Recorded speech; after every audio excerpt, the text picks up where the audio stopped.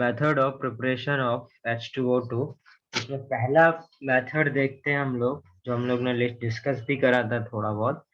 पहला मेथड है आपका लेबोरेटरी मेथड। लेबोरेटरी मेथड में हम लोग देखते हैं जरा। देखो, हमेशा यदि कभी भी आपको पेरोक्साइड बनाना हुआ करे तो कोशिश करा करो। पेरोक्साइड मैंने क्या बताया था, जिसमें ओ लिंकेज हो। अरे, तो हमेशा पेरोक्साइड को पेरोक्साइड से बनाने की कोशिश किया जाता है। अब पेरोक्साइड से पेरोक्साइड बनाने का क्या मतलब है? देखो, जो एनहाइड्रस BaO2 है, वो उसको हम लोग जनरली यूज नहीं करते पेरोक्साइड, और उससे हम लोग H2O2 बनाने के लिए यूज नहीं करते, क्योंकि ये जो BaCl2 और H2O2 बनेगा, जैसे सपोज, ये क्या बोल रहा था, सपोज BaO2 है, ये पेरोक्साइड है।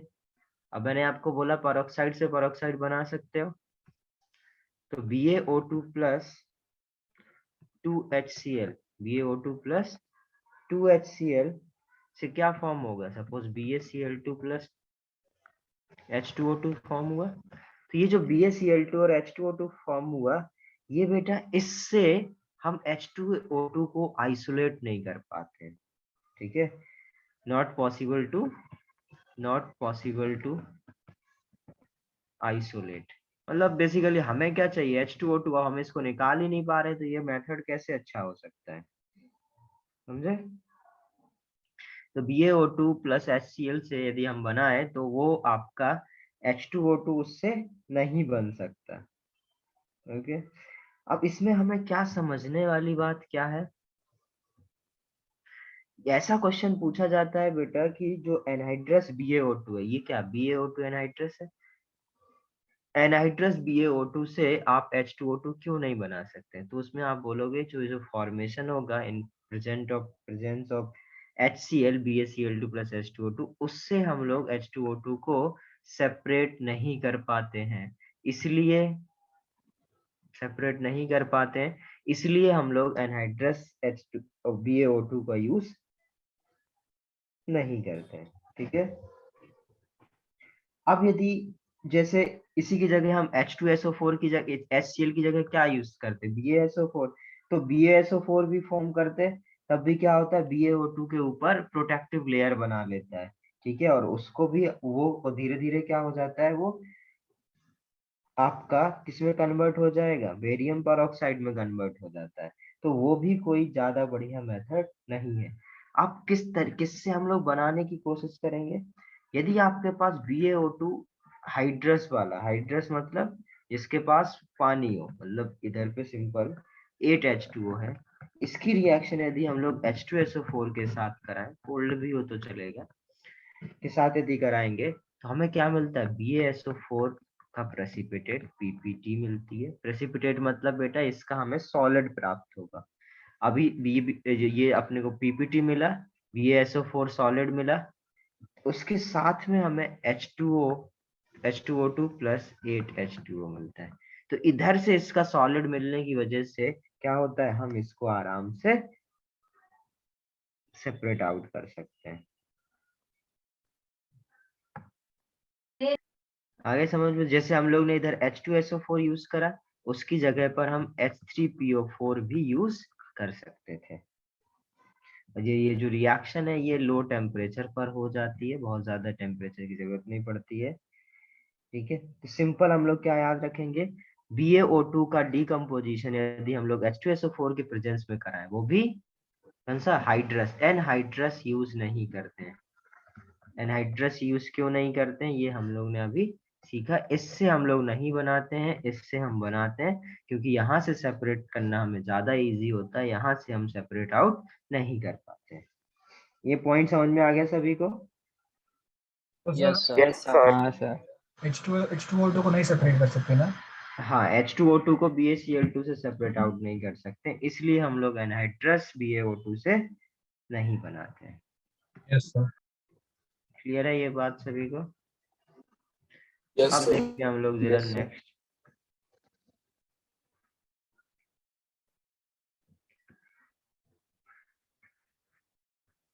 सर एक सेकंड प्रीवियस पेज करो। हाँ लो, सर आप पीडीएफ सेंड करोगे? हाँ पीडीएफ सेंड तो करूंगा, बट फिर से कुछ गड़बड़ ना हो जाए तो आप लोग कोई एक लोग स्क्रीनशॉट लेते रहो। स्क्रीनशॉट लेना, फोटो मत खींचना।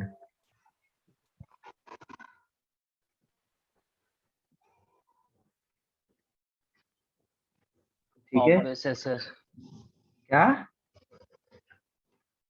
वापस से करो? स्क्रीनशॉट ही लेंगे सर। नहीं नहीं, ले लिया ले लिया।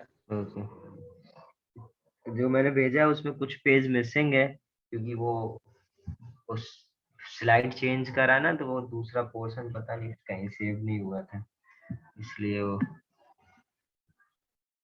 अब देखो जरा,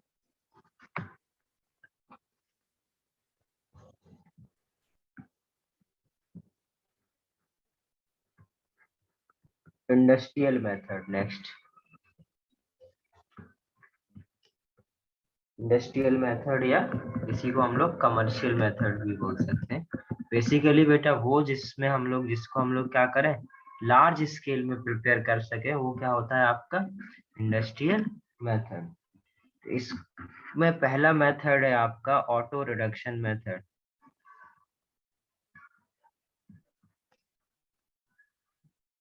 auto oxidation method, auto oxidation.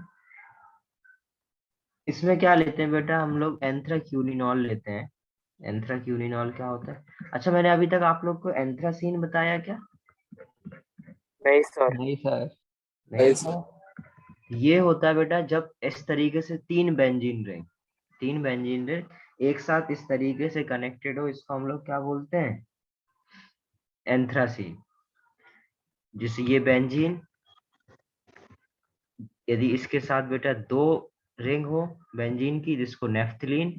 यदि तीन रिंग हो एक साथ इस तरीके से, तो एंथ्रासीन। और यदि चार रिंग हो इस तरीके, मतलब तीन क्या, और इस तरीके से हो, तीन ही रिंग इस तरीके से, तो एंथ्रासीन। इस तरीके से हो तो इसको हम लोग बोलते हैं पेरेंथ्रासीन। तो ये वैसे ऑर्गेनिक में मैं बताता हूँ, नहीं आगे बताऊंगा अभी, बट अभी इसको लिखना चाहो तो लिख सकते हैं। ठीक है, तो ये इंफॉर्मेशन होने से नेम लिखो सबको। ना। नेम लिखो, हाँ सर, नेम लिख दो बाजू में। लिख देता हूँ। बेंजीन तो पता है, हाँ सर। नेफ्थलीन लिखो। नेपथिलीन भी पता है सर। नेफ्थलीन भी पता है, तो एनेंथ्रासीन लिख लो सीधे।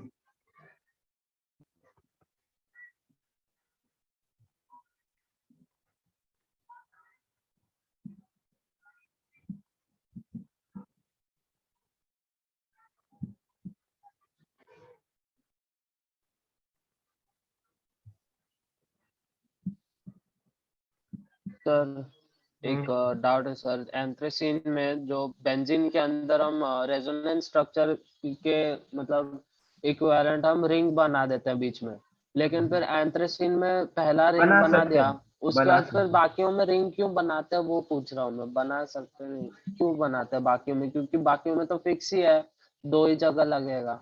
हाँ तो वो ओवरऑल तो रिंग ही है ना, ओवरऑल तो तीनों तो बेंजीन ही है, मतलब तीनों में तो रेजोनेंस हो ही रहा है ना ओवरऑल। अच्छा ओके।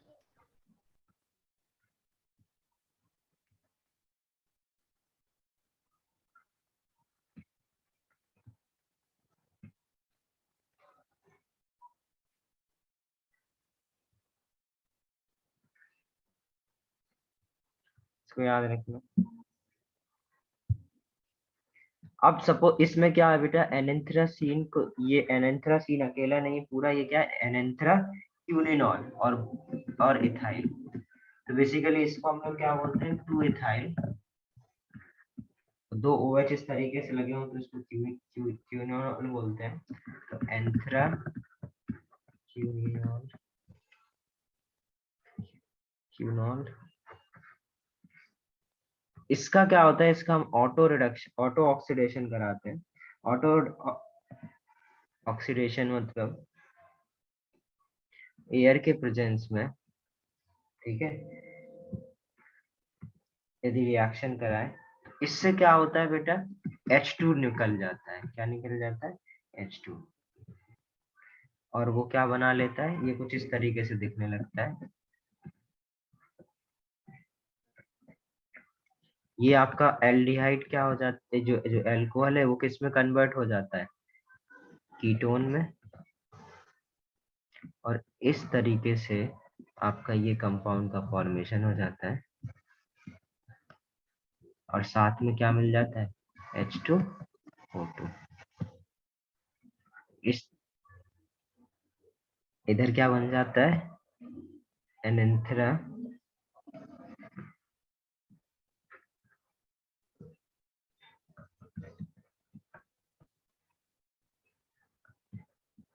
क्यूनिनॉन।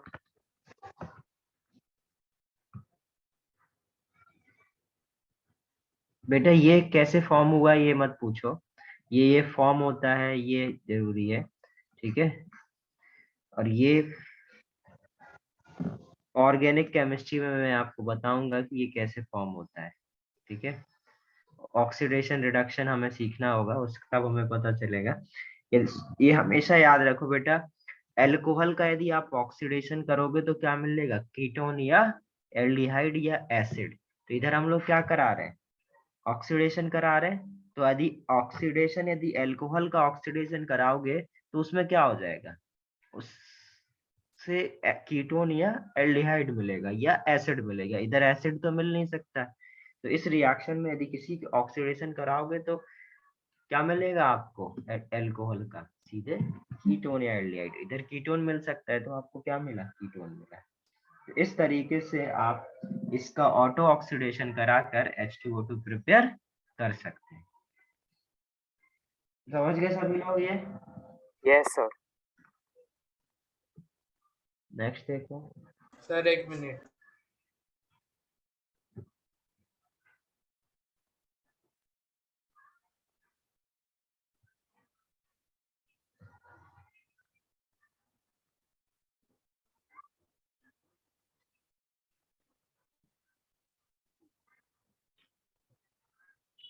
डन। अभी देखते हैं हम लोग जरा third method, by electrolysis.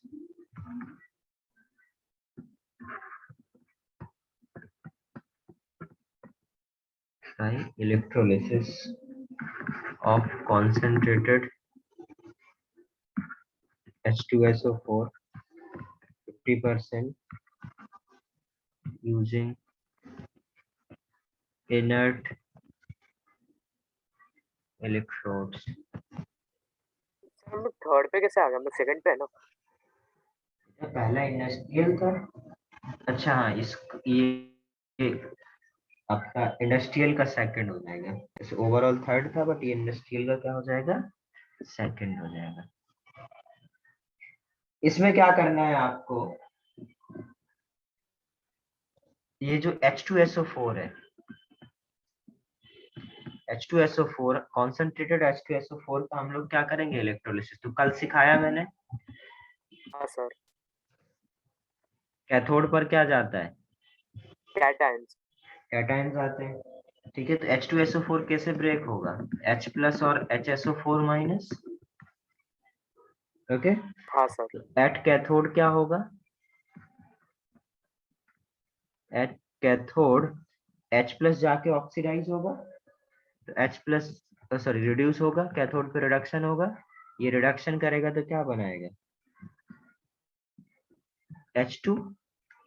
At anode क्या होगा, ऑक्सीडेशन होगा,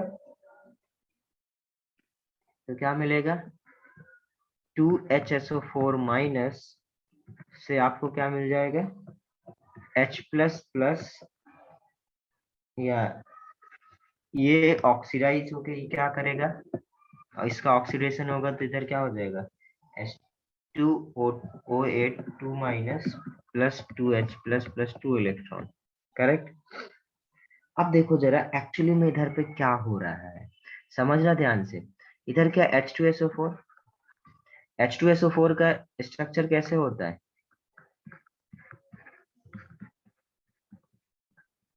ये यदि सपोज मैं दो H2SO4 ले लूं, ध्यान से समझना। यदि मैं क्या करूं,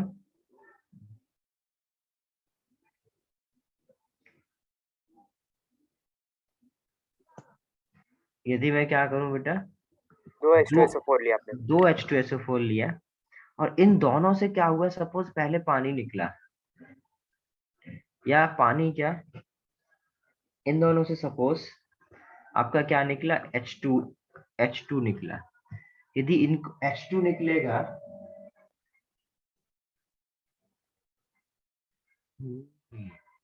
तो ये क्या बनेगा, देखो ये जैसे इधर हुआ 2HSO4 माइनस थे, इससे क्या निकला 2H प्लस निकला, मतलब 2H प्लस निकल गए, मतलब कुछ ये ऐसे दिखेगा। मैं इसके अंदर क्या हुआ उसमें मैं कमेंट करने की कोशिश कर रहा हूँ, जो कि कोई कर नहीं सकता। ये हुआ करेक्ट। अब क्या करेगा, यदि वापस जब इसका वापस आप क्या कराते हैं, इसका हाइड्रोलिसिस कराएं, इसकी रिएक्शन किसके साथ कराएं, H2O के साथ, ये बना। तो बेसिकली हम लोग क्या कर रहे हैं, ये क्या है H2S2O8, ध्यान से समझना, ये क्या है H2S2O8। H2S2O8 की रिएक्शन यदि हम H2O के साथ कराएं तो क्या होगा, हमें ये जो H2O है ये क्या करता है बेटा, ये यहाँ अटैक कर देता है और दूसरा मॉलिक्यूल ऑफ H2 क्या कर देता है इधर। बेसिकली मैं आपको शॉर्ट में समझाऊं हाइड्रोलिसिस का तरीका, तो ये हाइड्रोलिसिस में क्या होता है बेटा, ये बॉन्ड ब्रेक होगा, ये बॉन्ड ब्रेक होगा, ठीक है। और ये जहां पर O है वहां पर H दे दो, और जहां पर O नहीं है वहां पर OH दे दो, तो ये क्या हो जाएगा, ये इसके साथ बॉन्ड बना लेगा, ये इसके साथ। सेम कहानी इधर, जहां पर O है उधर H दे दो, और जहां पर O नहीं है वहां पर OH दे दो। ये काम हम लोग एक बार पहले भी कर चुके हैं। तो ये जब ये तो क्या होगा बेटा, ये इस तरीके से ये बॉन्ड ब्रेक हो जाएगा, ये बॉन्ड ब्रेक हो जाएगा, तो मिलेगा क्या मेरे को, ये क्या है H2SO4। तो मैं बोल सकता हूँ दो मॉलिक्यूल H2SO4 के मिले और मेरे को क्या मिला, इधर पे H गया इधर पे R गया, तो H2O2। तो इसी को हम लोग समझ सकते हैं कि यदि किसी H2S2 का क्या करूं मैं, हाइड्रोलिसिस कराऊं, ठीक है, और इधर क्या हुआ था बेटा, रिडक्शन की वजह से ये इसका H2 निकल गया था, देखिए आपने H2, तो इधर से पहले स्टेप में क्या हुआ, इन दोनों की reaction this plus this formation हुआ। फिर हमने वापस क्या करा, पानी डाला, तो ये वापस हाइड्रोलिसिस हुआ, इसका एक तरफ H और एक तरफ OH गया, तो इधर जहां ऑक्सीजन उधर H दे दो, जहां सल्फर उधर OH, तो इधर H दिया इधर OH, इधर H दिया इधर OH, तो इस तरीके से क्या बना H2SO4, इधर क्या बना H2O2। तो हम सीधे सीधे क्या बोल सकते हैं, यदि H2S2O8 की रिएक्शन H2O के प्रेजेंस में 80 डिग्री या 90 डिग्री टेम्परेचर पर हम लोग कराएं, तो हमें क्या मिलेगा, 2H2SO4 प्लस H2O2। क्लियर है समझ। फिर इसको सेपरेट आउट करने के लिए हम लोग इसमें क्या डाल देते हैं, BaSO4 डाल देते हैं, या BaCl2 डाल देते हैं, और BaCl2 से हमें क्या मिल जाता है, BaSO4 सॉलिड होता है, तो BaSO4, और फिर उससे हम लोग को H2O2 सेपरेट आउट करना इजी हो जाता है। नोट कर आया क्या समझ में ये सभी को, सर थोड़ा Yes, सा sir. वापस री एक्सप्लेन कर सकते हो? क्या हाइड्रोलिसिस, हाँ सर। बेटा हाइड्रोलिसिस जैसे हम लोग ने, याद है एनहाइड्राइड में हाइड्रोलिसिस करा था, मैंने क्या हाँ बोला था, सर। जहां पर इस बॉन्ड को ब्रेक करना, जहां पर क्या है O है वहां पर H दे दो, दूसरे तरफ OH दे दो। तो पानी बेटा हमेशा इसी तरीके से डिस्ट्रीब्यूट होता है, एक तरफ H प्लस जाता है, दूसरी तरफ OH माइनस। ये बेसिकली याद करने का तरीका है, क्योंकि आपको अभी थोड़ा सा केमिस्ट्री कम आती है, अभी हम लोग और सीखेंगे जब ऑर्गेनिक, तब ये हम लोग मैकेनिज्म से करेंगे। बट अभी के लिए हम लोग ये सीख सकते हैं कि जहां पर O है वहां पर क्या करना है, आपको H देना है, और O के अलावा आपको क्या देना, OH। जब कभी भी आप इस तरीके से पानी की रिएक्शन कराओ, हाइड्रोलिसिस कराओ, तो आप इस तरीके से इसको कर सकते हैं। बस जहां पर O था वहां पर हम लोग क्या कर सकते हैं, H दिए, जहां पर नहीं था उधर OH, तो इधर ये क्या बन जाएगा बेटा, H2SO4, यहाँ से भी H2SO4, तो इधर से दो मॉलिक्यूल ऑफ H2SO4 बना। तो बेसिकली ये जो रिएक्शन है इसी को मैंने इस तरीके से समझाया है आपको। तो दो तरीके से मैंने इसको समझाया, ये तीन रिएक्शन अलग और ये रिएक्शन इतना अलग। यस सर समझा। समझा? ये अलग है, ये तीन एक साथ है। मतलब है दो तरीके हैं, या तो आप इस तरीके से समझ लो या आप इस तरीके से समझ लो। डन? Yes sir.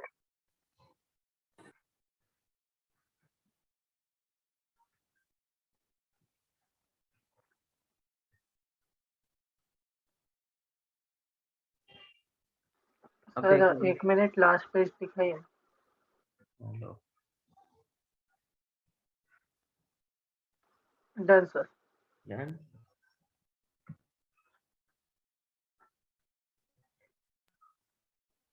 अब जैसे सपोज अभी क्या था, हम लोग किसके साथ रिएक्शन करा रहे थे? H2H2O8 की रिएक्शन H2O के साथ।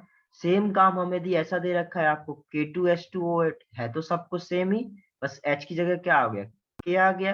और इसकी रिएक्शन H2O की जगह किसके साथ करा दो? D2O के साथ। तो क्या मिलेगा? तब भी कोई फर्क नहीं, तब भी क्या मिलेगा हमें? D2O के साथ कराओगे तो D2O2 मिल जाएगा और KDSO4 मिल जाएगा। नोट कर ले इसको।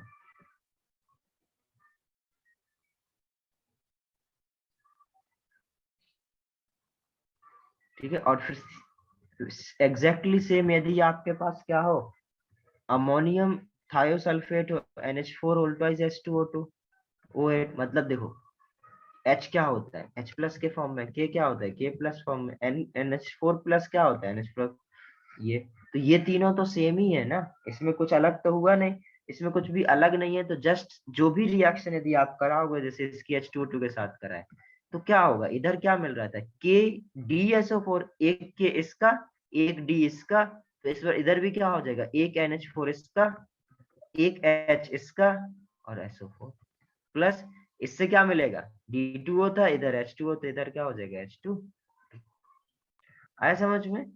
तो यस इस सर। तरीके से जो सिमिलर टाइप की रिएक्शंस होते हैं, उनको हम लोग एक साथ कर सकते हैं, देख के समझ के।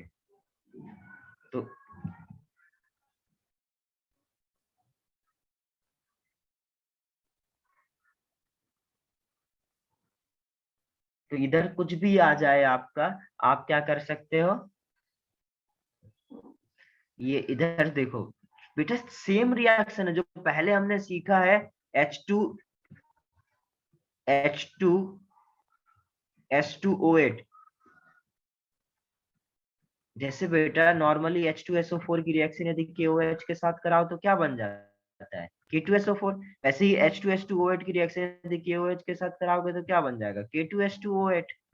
तो अब जो काम H2S2O8 के लिए हो रहा था, वही काम हम क्या कर सकते हैं? K2S2O8 के लिए कर सकते हैं। उधर क्या बना था? H2SO4, इधर क्या मिल जाएगा? KDSO4। सेम काम, इधर K है तो उसकी जगह क्या लिखा होगा? यदि हमें तो वैलेंसी से मतलब है ना, K H प्लस था तो इधर K2 आया, H था तो H2 आया था, K था K2 NH4 प्लस होगा, तो ये तो हमारा तो सेम ही कंपाउंड है ना, जस्ट सिंपल वैलेंसी बदल रही है, मतलब कंपाउंड बदल रहा है, वैलेंसी तो सेम ही है। तो जो बिहेवियर होगा वो भी क्या रहेगा? सेम रहेगा। समझ गए? Yes sir. ओके। अब देखते हैं हम लोग जरा प्रॉपर्टीज ऑफ H2O2।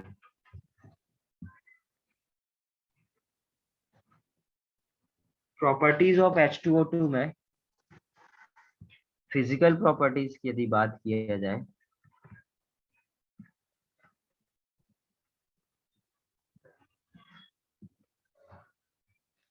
क्या होगा फिजिकल प्रॉपर्टीज?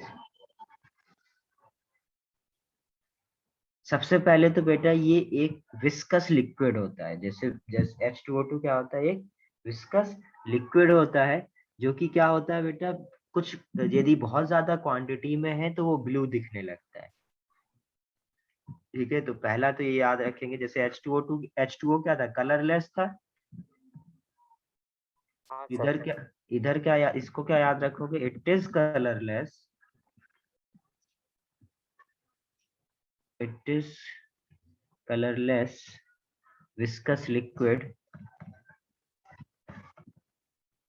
सर विस्कस मतलब ना तो सॉलिड ना तो लिक्विड के बीच में वैसे हाँ हाँ, थोड़ा सा मतलब गाढ़ा टाइप का कोई चीज, उसको विस्कस सर बोलते हैं। हनी जैसा ना? हाँ हाँ बिल्कुल। which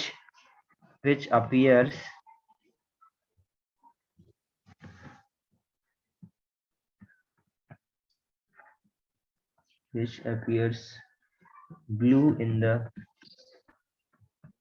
large scale.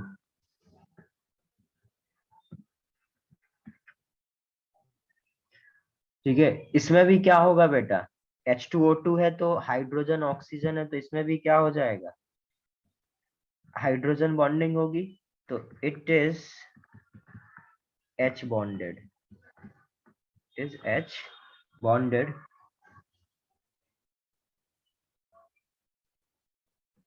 थर्ड क्या, its boiling point is its boiling point is, ये इसको ऐसे लिख सकते हैं, its boiling point is more than H2O.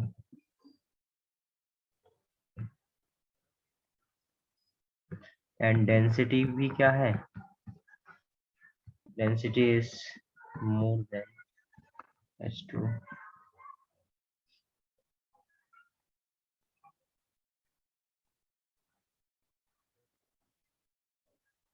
देखो H2O2 को बेटा हम लोग गिलास के कंटेनर में नहीं रखते हैं, क्योंकि जो गिलास के कंटेनर होते हैं उनमें एल्कली मेटल्स की ट्रेसेस होती हैं। ध्यान से सुनना, ये क्वेश्चन बहुत पूछा जाता है कि जो H2O2 है, ठीक है, जो H2O2 है उसको हम लोग ग्लास के कंटेनर में क्यों नहीं रखते। जब आप आगे चल के पढ़ोगे कि जो ग्लास होता है बेटा, उसमें जो जब ग्लास का फॉर्मेशन होता है उसमें एल्कली मेटल्स को यूज करते हैं हम लोग, एल्कली मेटल्स के सॉल्ट रहते हैं। तो एल्कली मेटल्स होने की वजह से एल्कली मेटल क्या करते हैं, मैंने क्या बताया था कल, एल्कली मेटल एसिडिक H को क्या कर लेते हैं, उसको निकाल के H2 बना देते हैं, ठीक है, उसके साथ रिएक्शन कर यस लेते सर हैं। न्यूट्रल कर देता है। हाँ, तो वैसे ही बेटा यदि H2O2 को हम लोग क्या बोलते हैं, एल्कली मेटल्स मतलब गिलास में रखूं मैं तो उसमें एल्कली मेटल्स होते हैं, और वो एल्कली मेटल्स क्या करते हैं, उसको उसके साथ रिएक्ट कर जाते हैं, ठीक है, और धीरे धीरे H2O2 का डीकम्पोजिशन शुरू हो जाता है। बहुत जल्दी नहीं, बट हाँ धीमे धीमे क्या होता है, या तो ऐसे बोलो कि एक्सप्लोसिव, मतलब बेसिकली डीकम्पोजिशन को क्या करता है, कैटेलाइज कर देता है, और वो H2O2 का डीकम्पोजिशन करने हो जाता है। तो हमेशा जब कभी भी आपको H2O2 स्टोर करना हो तो कहाँ पर करोगे, प्लास्टिक या वैक्स्ड लाइन ग्लास में। क्या वैक्स्ड लाइन ग्लास में करोगे या प्लास्टिक के कंटेनर में करोगे, और हमेशा बेटा उसको डार्क में रखने की कोशिश करते हैं, ठीक है, जिसकी वजह से सनलाइट की वजह से भी उसका डीकम्पोजिशन हो सकता है, बहुत ज्यादा रिएक्टिव होता है, इसलिए हम लोग उसको डार्क में भी रखने की कोशिश करेंगे। क्लियर है, इतनी बात समझ में आ गया सभी को। Yes sir. H2O2 को Yes, sir. हमें गिलास या मेटल कंटेनर्स में नहीं रखना है, क्योंकि गिलास में भी मेटल तो मेटल ही है, उसमें तो ट्रेसेस होंगी, और गिलास कंटेनर में क्या होगा, एल्कली मेटल्स और मेटल आयंस की ट्रेसेस होती हैं, जिसकी वजह से उस डीकम्पोजिशन ऑफ H2O2 स्टार्ट हो जाता है, ठीक है, उसको एज अ कैटलिस्ट, जो मेटल है वो कैटलिस्ट की तरह काम करने लगता है डीकम्पोजिशन ऑफ H2O2 में। इसलिए हम लोग बेटा H2O2 को प्लास्टिक और वैक्स्ड लाइन ग्लास कंटेनर में डार्क में रखने की कोशिश करते हैं। क्लियर है इतना। Yes sir. और सर उसमें इसका एक थोड़ा नोट बहुत निकाल दो ना, यूरिया, हाँ इसका एक नोट लिखा दो ना। नोट लिखा दो, हाँ सर, मतलब एकदम ब्रीफली एक्सप्लेन कर दो थोड़ा सा लिख के। लिखो,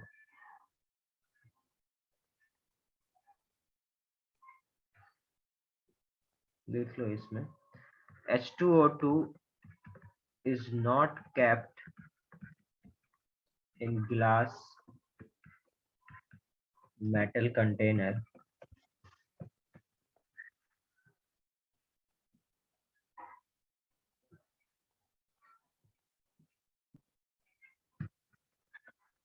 because of because traces of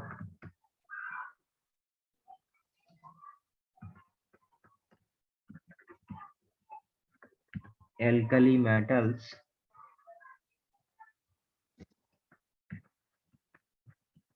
alkali metal ions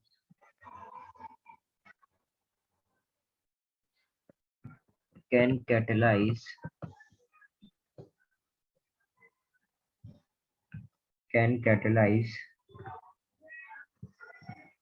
decomposition of H2O2. Therefore, H2O2 is kept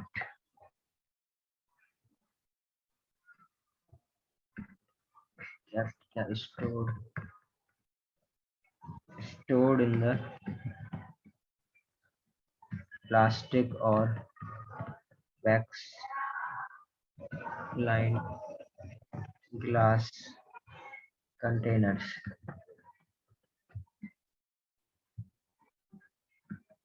in dark.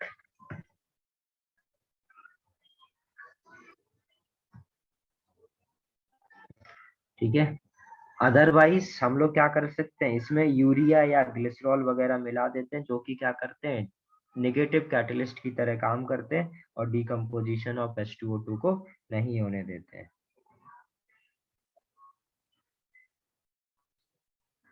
इसमें और एक लाइन लिख देता हूँ,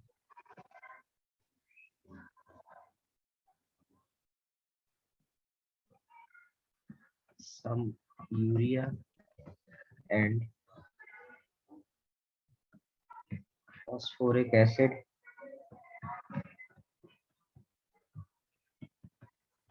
or glycerol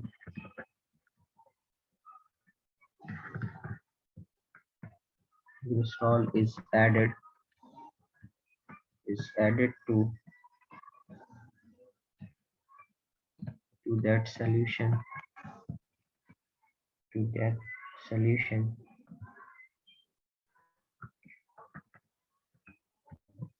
because these compounds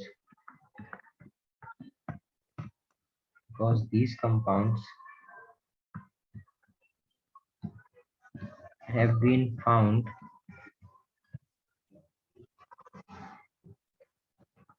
to behave as negative catalyst। ये देखो, जितना ज्यादा आपको इंफॉर्मेशन पता होगी उतना आपको क्वेश्चंस इजीली हो जाएंगे।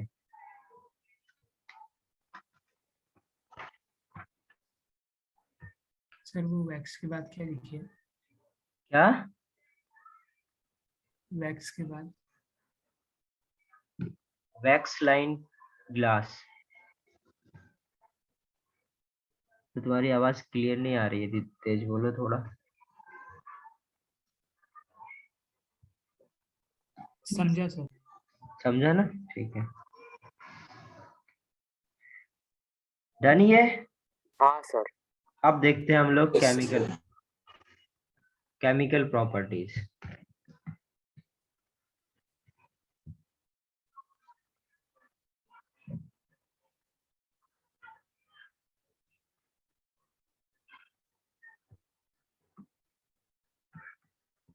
ये फिजिकल प्रॉपर्टीज में बेटा हमें इतनी बातें याद रखनी थी। Chemical properties, first acidic nature,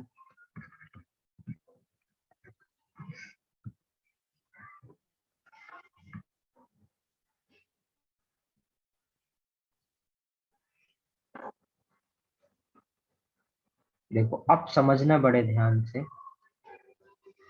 जो आपका H2O2 है, H2O2 एक्वस, बेटा ये भी क्या करता है, H प्लस रिलीज करता है और HO2 माइनस। क्योंकि देखो भाई एसिडिक H तो है इसके पास भी, सोनिट्रिक मतलब ऑक्सीजन से अटैच्ड हाइड्रोजन क्या होगा, एसिडिक H। तो एसिडिक H क्या कर सकता है, H प्लस फर्नेस कर सकता है, बट ये वीक एसिड होता है, बहुत ज्यादा अच्छा एसिड नहीं होता है। तो हम लोग H+ तो फर्नेस करा, बट ये क्या होता है, वीक एसिड होता है। इसका जो Ka का वैल्यू है वो बहुत कम होता है। ठीक है, अब यदि आप, ऐसा भी हो सकता है जैसे जैसे आपने किसी भी एसिड को पहचानना है तो क्या होता है, लिटमस पेपर या किसी भी हम लोग इंडिकेटर का यूज करते हैं। हाँ सर। करेक्ट, तो उसको यूज करके हम लोग, तो वैसे ही बेटा जब हम लोग इसकी एक्वस जो H2O2 है, यदि हम लोग इसका चेक करते हैं तो हमें लिटमस ब्लू मिलता है। इसका मतलब क्या है कि वो एसिडिक था, मतलब ब्लू लिटमस रेड में चेंज हो जाता है, इसका मतलब क्या, एसिडिक है। तो इसलिए मैं बोल रहा हूँ कि ये H+ लूज कर सकता है और ये वीक एसिड की, और होता क्या है, एक वीक एसिड है। अब ये वीक एसिड है तो इसकी रिएक्शन यदि Na2CO3 के साथ किया जाए कि H2O2, तो क्या मिलेगा, Na2CO3 की रिएक्शन यदि H2O2 के साथ कराया जाए तो क्या करेगा, ये आपको Na2O2, हमेशा याद रखना परऑक्साइड है तो परऑक्साइड ही मिलता है नॉर्मली। तो H2O2 किस में कन्वर्ट हो जाएगा, सोडियम के परऑक्साइड में, Na2O2 plus H2O plus CO2। ये क्लियर है इतना? Yes sir. सेम रिएक्शन यदि BaOH का होल ट्वाइस, BaOH का होल ट्वाइस क्या होगा, एक बेस है अच्छा खासा, बेस की रिएक्शन यदि एसिडिक H2O2 के साथ, मतलब इसके साथ कराया जाए, एक्वस सॉल्यूशन था तो पानी बैलेंस करने के लिए यूज होगा, तो क्या बन जाएगा, परऑक्साइड था तो मैंने क्या बोला, परऑक्साइड ही पेरोक्साइड ही बनाया बनेगा। करो, तो क्या बन जाएगा, Ba beryllium peroxide. Barium peroxide dot 8H2। आगे समझ में ये? अब देखते हैं जरा हम लोग, जो H2O2 है वो बेटा ऑक्सीडाइजिंग नेचर भी शो करता है। ऑक्सीडेशन रिडक्शन सबको आता है ना, बेसिक। ऑक्सीडाइजिंग नेचर या ऑक्सीडाइजिंग एजेंट या और रिड्यूसिंग एजेंट का मतलब पता है। ऑक्सीडाइजिंग एजेंट वो होते हैं बेटा जो दूसरों का क्या करें, ऑक्सीडेशन करें, और खुद का क्या करें, रिडक्शन करें, उसको हम लोग क्या बोलते हैं, ऑक्सीडाइजिंग एजेंट। और जो खुद का ऑक्सीडेशन करे, दूसरे का रिडक्शन करे, उसको क्या बोलेंगे, रिड्यूसिंग एजेंट। ठीक, ओके। तो मैं आपको बता दूं बेटा कि H2O2 आपका ऑक्सीडाइजिंग एजेंट भी है और रिड्यूसिंग एजेंट भी है। अब इसको यदि हम लोग एज अ ऑक्सीडाइजिंग एजेंट देख रहे हैं, इसका मतलब क्या है कि किसी को रिड्यूस करेगा, यदि सॉरी हाँ, किसी को ऑक्सीडाइज करेगा और खुद रिड्यूस होगा। अब मैं यदि इसकी रिएक्शन किसके साथ कराऊं,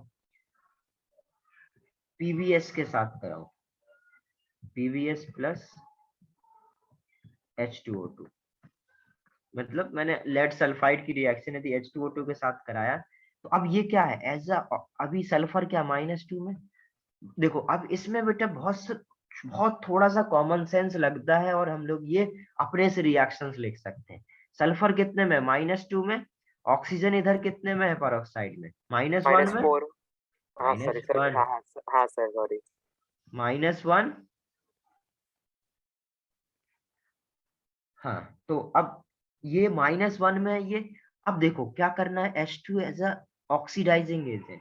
अब ये ऑक्सीडाइज होके H2O2 यदि किसी को ऑक्सीडाइज करेगा तो सल्फर बेटा रिड्यूस तो हो नहीं सकता, तो सल्फर का ही क्या होगा, ऑक्सीडेशन होगा, और सल्फर ऑक्सीडाइज होके कहां पर जाएगा, PbSO4 में। देखो यदि कभी भी बेटा कोई भी मेटल सल्फाइड है, ठीक है, मेटल सल्फाइड है, यदि उसका यदि ऑक्सीडेशन हुआ तो हमेशा क्या बनेगा, मेटल सल्फेट। और यदि H2S है तो उससे क्या मिलेगा, हमेशा सल्फर। ये दो बात याद रखना, ये कॉन्सेप्ट है। अब दुनिया का कोई भी आपके पास क्या आ जाए, मेटल सल्फाइड आ जाए, कोई भी मेटल सल्फाइड आ जाए, उसका यदि ऑक्सीडेशन हुआ तो हमेशा मेटल सल्फेट बनाओ, और H2S है उसका ऑक्सीडेशन हुआ तो क्या बनाओगे, हमेशा सल्फर बनाओगे। ठीक है, अब Yes, sir. यदि अब पीबीएस है इधर, वैसे मैं तुम लोगों को इनऑर्गेनिक केमिस्ट्री भी पढ़ाऊंगा, ये एस तुम लोग का जो पी ब्लॉक और एस ब्लॉक हो जाएगा तो मैं कुछ बेसिक इनऑर्गेनिक बताऊंगा जिसमें कॉन्सेप्ट सीखेंगे हम लोग, ठीक है। तो उसमें ये सारी चीजें आएंगी कि किसमें क्या बनता है, किसमें क्या नहीं बनता है, कहाँ पर कौन सी रिएक्शंस होनी चाहिए, उसमें कॉन्सेप्ट सिखाऊंगा। तो पीबीएस प्लस H2O2 से क्या मिलेगा, PbSO4 प्लस क्या बताया मैंने, इसका तो हो गया भाई ऑक्सीडेशन। अब इसका ऑक्सीडेशन हुआ तो इसका क्या होगा, रिडक्शन, और रिडक्शन होके कहाँ जाएगा, ऑक्सीजन -1 से और रिड्यूस किस में होगा, -2 में, हाँ और सर. -2 में जाएगा तो किस में जाना होगा, पानी में। तो ये रिड्यूस होके कहाँ चला जाएगा, H2. वाटर में चला जाएगा। अब यदि इसकी, जैसे मैंने अभी बोल रहा था मैं, H2S की रिएक्शन यदि H2O2 के साथ कराया जाए, बताओ जरा प्रोडक्ट क्या होंगे। अरे अभी अभी बताया सर सल्फर और वाटर. सल्फर प्लस वाटर, समझे। तो ये पॉइंट याद रखना है। यदि आपसे पूछे कोई FeS प्लस H2O2 क्या मिलेगा, Iron and H2. Iron sulfide और water. FeSO4 sulphate plus water. तो कर लेंगे अभी हम लोग, यदि तो इस कॉन्सेप्ट से कोई भी रिएक्शन आ जाए तो हम लोग लिख सकते हैं आराम से।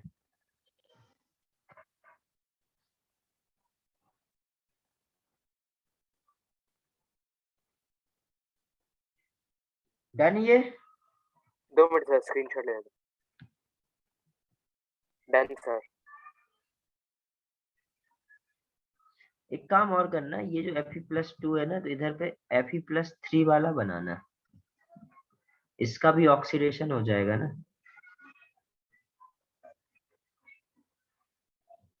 बेटा ये रिएक्शन एल्कली मेटल के साथ थोड़ा अलग तरीके से होता है, ठीक है।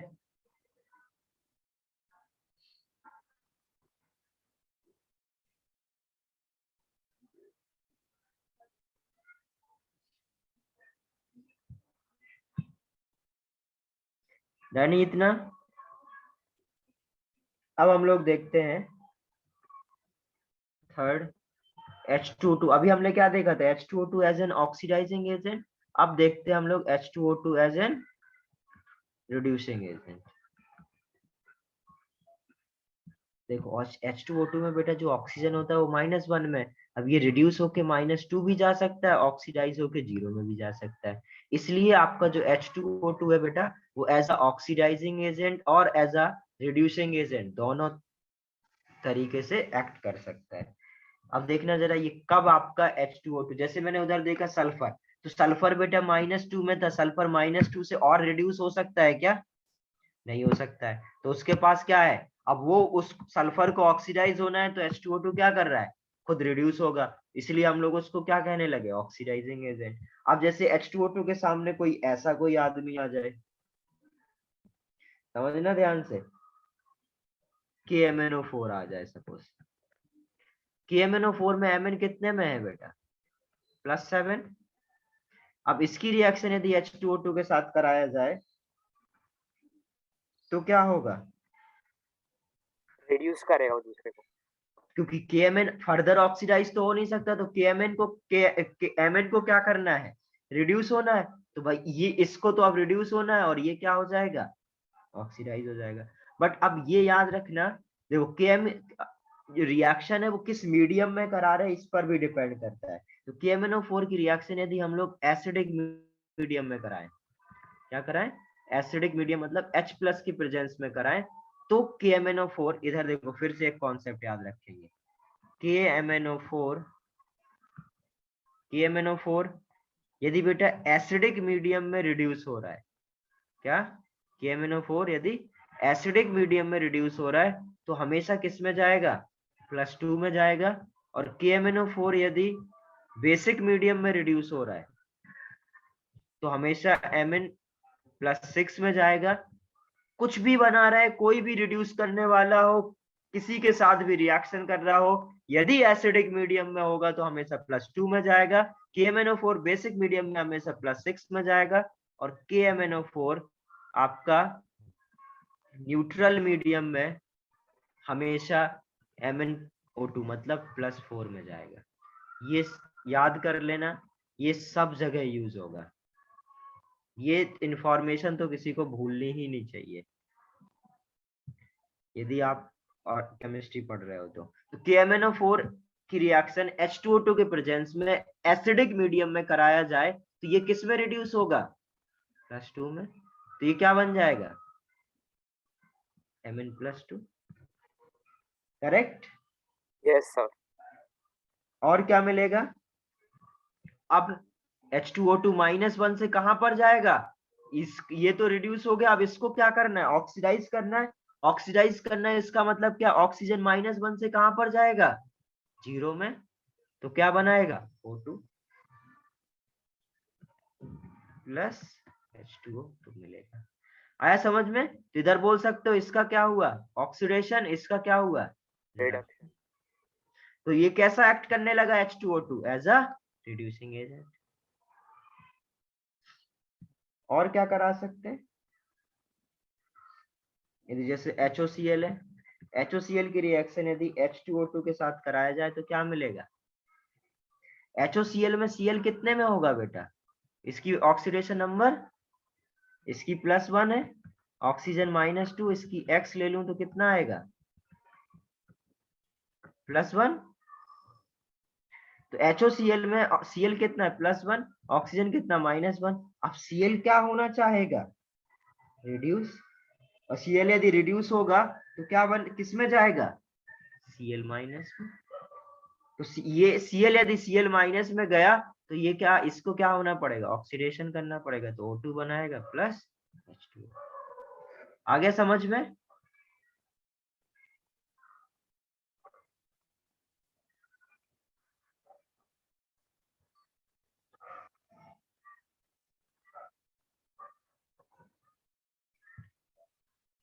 डन?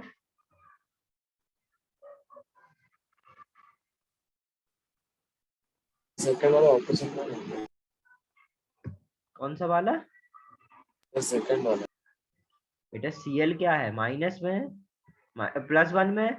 ये ऑक्सीडेशन निकालना तो आ रहा है ना? यस। ये आया +1 में है। अब इधर क्या? H2O2। तो बेटा Cl यदि +1 में है तो Cl क्या कोशिश करेगा? माइनस में जाने की। Cl -1 में ज्यादा स्टेबल होता है। तो Cl यदि -1 में गया तो क्या होगा? इसका रिडक्शन। तो दूसरे का क्या होगा? ऑक्सीडेशन। तो इसने क्या करा? इसका रिडक्शन करा तो as a reducing agent act करा H2O2 ने। यस। उसी को हम लोग समझ के कर रहे हैं।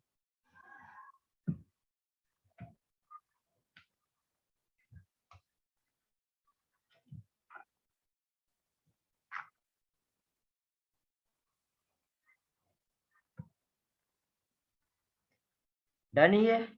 अब देखो जरा सर, अब बेसिक मीडियम में देख लेते हैं। यदि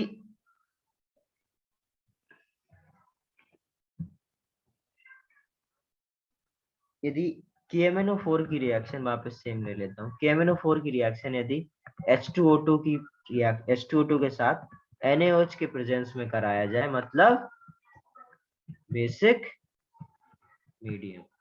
यदि बेसिक मीडियम में कराया जाए तो KMnO4 किस में जाएगा? +6 में। तो क्या बन जाएगा? K2MnO4 +6 प्लस, अब इसका क्या हुआ? रिडक्शन। तो इसका क्या होगा? ऑक्सीडेशन। तो ये O2 प्लस H2। समझ गए? Yes sir. सपोज Ag2O है, Ag2O की रिएक्शन यदि H2O2 के साथ कराया जाए तो क्या होगा? Ag+1 से क्या करेगा? रिड्यूस करेगा। मैंने बताया था हाइड्रोजन के नीचे जो भी एलिमेंट होते हैं वो सारे क्या हो सकते हैं? रिड्यूस हो सकते हैं हाइड्रोजन के सामने, क्योंकि Ag इसके नीचे आता है। ये याद रखना बेटा, हापा। क्या याद रखोगे? हापा। हापा से Hg, Ag, Pt और Au। यदि ये दिख जाए आपको और आपको क्या करना है इससे, बेसिकली इधर हो क्या रहा है? H इसको रिप्लेस कर देगा तो ये H इसको रिप्लेस कब कर पाएगा? जो रिएक्टिविटी सीरीज में हाइड्रोजन से नीचे होते हैं। तो Cu हापा याद रखा जाता है, क्या? Cu हापा।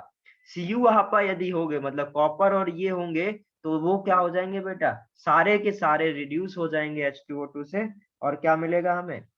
2Ag plus H2O। अब इसका क्या हुआ बेटा? +1 से 0 में गया, रिडक्शन हुआ, तो H2O2 का क्या होगा? ऑक्सीडेशन। तो वो किस में जाएगा? आगे समझ में सभी को?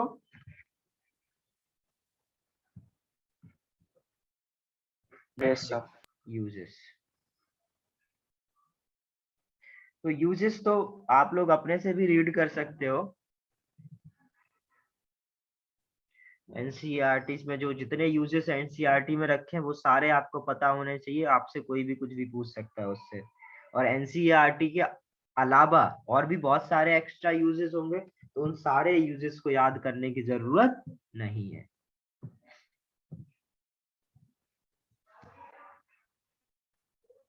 तो यूजेस में मैं कुछ कुछ बता दे रहा हूँ, जैसे H2O2 जो है वो बेटा हेयर ब्लीच करने के काम आता है, ठीक है। एंटीसेप्टिक के लिए भी काम आता है, जो भी मार्केट वगैरह में जो बिकते हैं एंटीसेप्टिक्स उनके वो H2O2 से मिलके बने होते हैं, ठीक है। बहुत सारे केमिकल्स के फॉर्मेशन के लिए H2O2 यूज हो सकता है, ठीक है। जैसे हाइड्रोक्यूनिनॉन मैंने अभी दिखाया था आपको, तो उधर आपका सिंथेसिस ऑफ हाइड्रोक्यूनॉन में भी क्या हो सकता है? यूज हो सकता है। बहुत सारे फूड प्रोडक्ट्स हैं जिसमें हम लोग H2O2 का यूज करते हैं, ठीक है। बहुत सारे जैसे ब्लीचिंग इंडस्ट्री है for textile, paper, pulp, leather, oils, fats, इन सब की इंडस्ट्री में भी H2O2 का अच्छा खासा यूज होता है, ठीक है। इन्वायरमेंटल ग्रीन केमिस्ट्री में भी H2O2 का यूज होता है। पोल्यूशन कंट्रोल ट्रीटमेंट के लिए भी हम लोग H2O2 का यूज कर सकते हैं। तो ये सारे आपके H2O2 के यूजेस हैं। इन यूजेस को मैं फिर से बोल रहा हूँ, एनसीईआरटी में जितने लिखे हैं उतने यूजेस आप सभी को पता होने चाहिए, याद होने चाहिए, और उसके अलावा और कोई आपको यूज पता होना नहीं चाहिए, ठीक है। मतलब जितना एनसीईआरटी में लिखा हुआ है इनऑर्गेनिक उतना ही आता है, और उसके अलावा कुछ भी नहीं आता है, ठीक है। तो इधर से बेटा आपका एनसीईआरटी मतलब ये जो हाइड्रोजन वाला चैप्टर है वो कंप्लीट हुआ। अब यदि किसी के पास बुकलेट का पीडीएफ है तो वो लोग तो एक्सरसाइज 1, एक्सरसाइज 2, एक्सरसाइज 3 जो भी दे रखा है सारा कुछ सॉल्व कर लेंगे। और यदि किसी के पास अभी नहीं है तो 12th में मिलेगी तो तब कर लेना। अब आपको अभी क्या करना है? अभी आपको एनसीईआरटी से पूरा चैप्टर रीड करो, अपने से नोट्स बनाओ, और एनसीईआरटी में बेटा जो क्या दे रखा है, एक्सरसाइज दे रखा है, उसको ईमानदारी के साथ एक मतलब जैसे होमवर्क सबमिट करना होता है ना, उस तरह question 1 answer, question 2 answer, question 3। अब आपको लगेगा सर ये तो हम लोग सोच के कर लेंगे, लिखने की क्या जरूरत है? एक बार बेटा लिख लेना, ठीक है। और उस लिखकर हमें उसको लिखकर मेरे को सबमिट करना, ठीक है। अब तुम लोग का कल ही पेपर है तो ज्यादा से ज्यादा रीड करके नोट्स बनाओ। और आपको सबमिट कब करना है? ये एनसीईआरटी का जो सोल्यूशन है वो कब कब सबमिट करना है आपको? कब करोगे बोलो? सर और ये आज, हफ्ते के एंडिंग में देख। और आज तैयार रहना, बहुत लोगों के घर पे फोन जाएंगे जिन्होंने भेजा नहीं है, ठीक है। संडे निकल गया, कल छूट, आज आज भी नहीं भेजा। अब तैयार रहना, घर पे फोन जाएंगे जिसने होमवर्क नहीं भेजा है जीओसी का। फिर मेरे को मत बोलना सर क्या सर फोन करवा दिए। तो ये इस एनसीईआरटी का सोल्यूशन आप कब सबमिट करोगे? संडे को ही सबमिट करोगे, ठीक है। काफी टाइम है, संडे तक सबमिट कर लेना। उससे पहले कर लेना क्योंकि जो नेक्स्ट ट्यूसडे को जो यूनिट टेस्ट में जो आएगा वो जीओसी आएगा, ठीक है। तो उसकी भी प्रैक्टिस आपको करनी होगी। सर जीओसी का एनआरसी एनसीईआरटी का ना सर?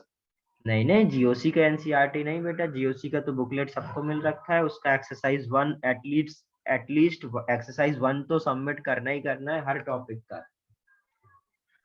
Okay sir. हाँ, अगला जो यूनिट टेस्ट होगा उसमें जीओसी 1 आएगा।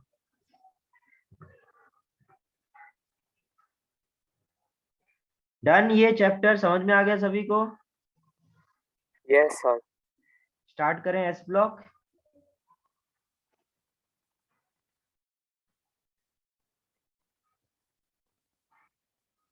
नेक्स्ट हेडिंग डालो,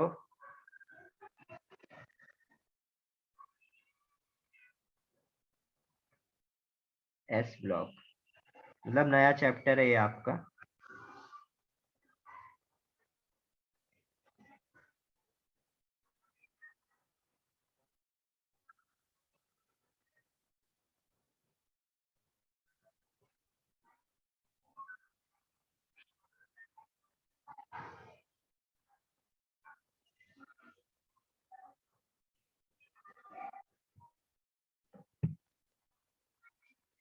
अब जरा देखते हैं हम लोग एस ब्लॉक में क्या क्या पढ़ना है। तो the S block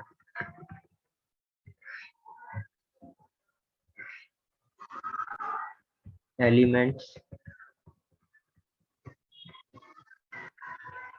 S block में कौन कौन से ग्रुप होते हैं ये तो सभी को पता ही है।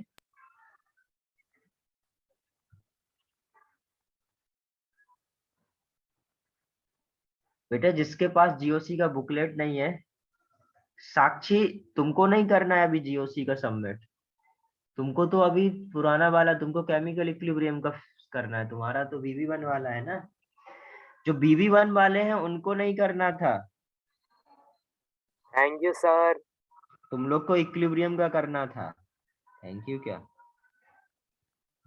इक्विलिब्रियम का भी नहीं कर रहे हो ना, तैयार रहना, आज घर जाएगा तुम्हारे फोन।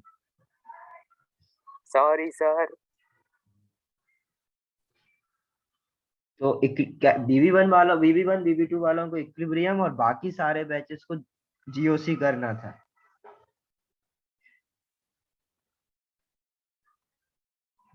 अरे यार साक्षी तुम BB1 हो ना, तुम लोग को केमिकल इक्विलिब्रियम करना है। अच्छा तुम समीक बोल, समीक, समीक बेटा तुम किसमें हो, BB1 ही तो हो शायद तुम। हाँ तो तुमको केमिकल इक्विलिब्रियम करना है।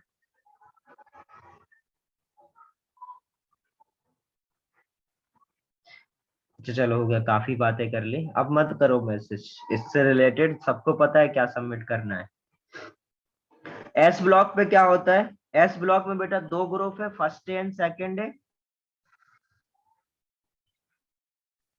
अब हमें क्या करना है, जैसे हाइड्रोजन कंपाउंड्स हमने पढ़ा तो हमने क्या सीखा था, हाइड्रोजन और हाइड्रोजन के कंपाउंड के बारे में सीखा, बहुत छोटा सा चैप्टर था। अब एस ब्लॉक में कितने एलिमेंट्स हैं, लिथियम, सोडियम, लीना की रब से फरियाद। तो हमें अब इन सारे एलिमेंट्स के बारे में सीखना होगा। और ये सेकंड ए है, जो मैसेज मत करो मेरे को। तो यश तुम्हारे घर वालों को पता है ना तुम कैसे अटेंड कर रहे हो, तो क्यों परेशान हो रहे हो। बेटा मांगे,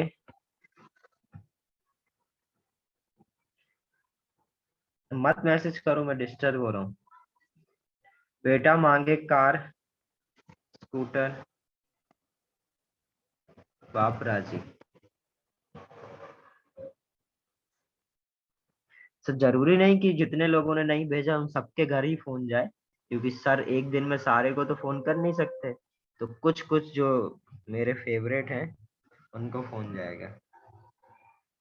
सर फेवरेट हूँ कि नहीं क्या मैं? हाँ सर मैं फेवरेट हूँ क्या? वो पता चलेगा, फोन आएगा तो समझ जाना। सर प्लीज मैं फेवरेट मत बनाओ। देखो तो सेकंड डे क्या है, बेटा मांगे कार, स्कूटर, बाप राजी। और इधर क्या है आपका, लीना की रफ से फरियाद। ये आपके फर्स्ट डे और सेकंड डे मेटल्स हैं। हमें बेटा एस ब्लॉक में इन्हीं की स्टडी करना है। हमें क्या करना है बेटा, इसी की स्टडी करना है। तो इसको हम लोग क्या बोलते हैं, एल्कली मेटल्स। अब ये नाम कभी नहीं भूलने चाहिए, इनको क्या बोलते हैं हम लोग बेटा, एल्कली मेटल्स। और इनको क्या बोलते हैं हम लोग, alkali earth metal. metals. Alkaline earth metal. अच्छा, इनको अल्कलाइन अर्थ मेटल क्यों बोलते हैं, किसी को पता है क्या? और इनको एल्कली मेटल्स क्यों बोलते हैं?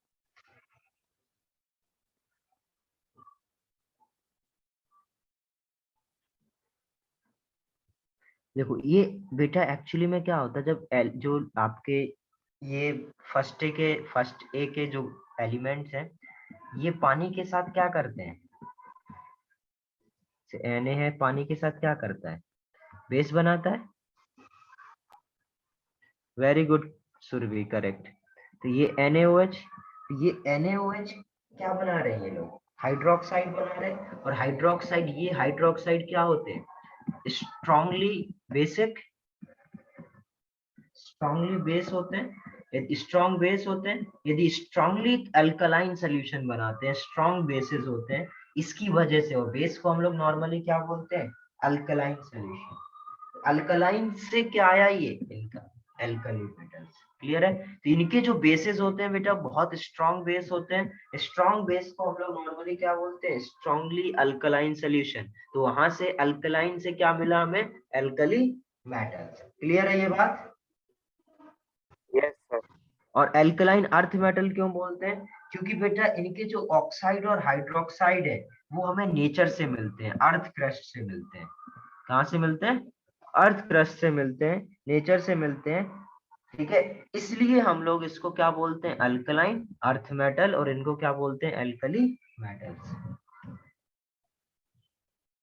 ये बात ठीक से समझ में आ गया सभी को? सर कुछ स्पेसिफिक रीजन है कि वो क्रस्ट से मिलते हैं या बस ऐसे ही? अरे इनके जो मतलब ऑक्साइड, वो लोग कुछ कॉम्पोजिशन की वजह से वो लोग ज्यादा ऊपर रहते हैं कंपैरेटिवली? नहीं मतलब नॉर्मली बेटा सारे के सारे इनके जो एल्कली मेटल, ये जो एल्कलाइन अर्थ मेटल्स हैं, इनके सारे के सारे ऑक्साइड आपको अर्थ क्रस्ट पे ही मिलते हैं। ठीक है, इसकी वजह से, और किसी फॉर्म में हमें मिलते नहीं है, इसकी वजह से हम इनको क्या बोल देते हैं, एल्कलाइन अर्थ मेटल।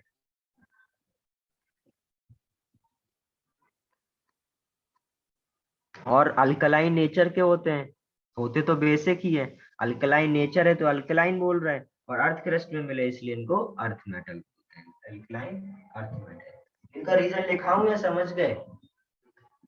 अभी सोच लिया था। क्या? सर लिखा दो थोड़ा सा। हाँ हाँ हाँ हाँ, अपने से तुम लोग कुछ नहीं लिखते हो ना। Thank you called sir. Sir आप बहुत अच्छे से लिखते हैं। called because form hydroxides on reaction with H2O, which are strongly alkaline, इसलिए इनको क्या बोल देते हैं हम लोग, एल्कली मेटल्स। इसमें क्या याद रखना है, as oxide and hydroxide, oxide and hydroxide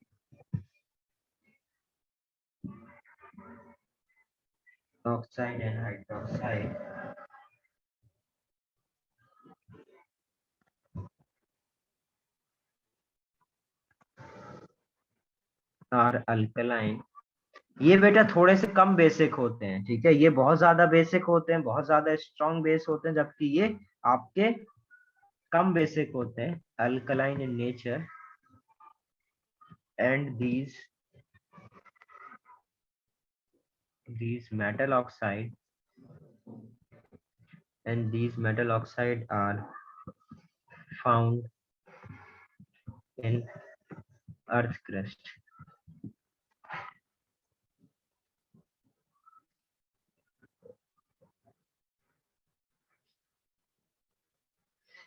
अभी समझ में आ गया इसके बारे में? Yes sir. Yes sir.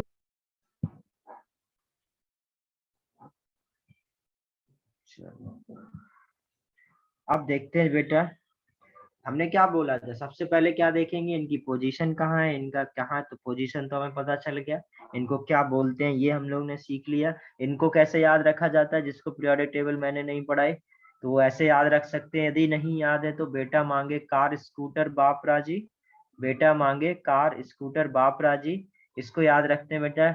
Leena की रब से फरियाद, वो हेलिना की रब से फरियाद पूरा, उसमें हाइड्रोजन हटा के एल्कली मेटल्स हो जाएंगे। तो हेलिना की रब से फरियाद, ये सभी को याद होने चाहिए। यदि नहीं याद होंगे तो आप कुछ नहीं कर पाओगे।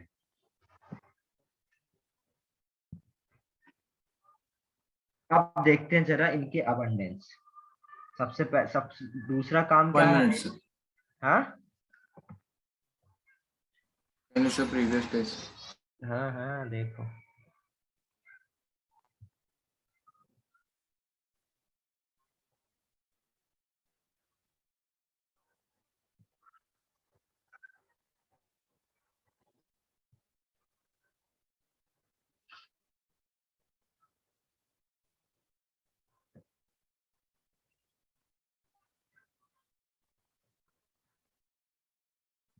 डन। Yes, sir. देखिए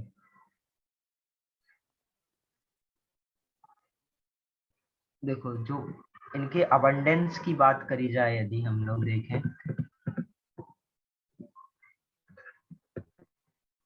तो जो आपके एल्कली मेटल्स में, among alkali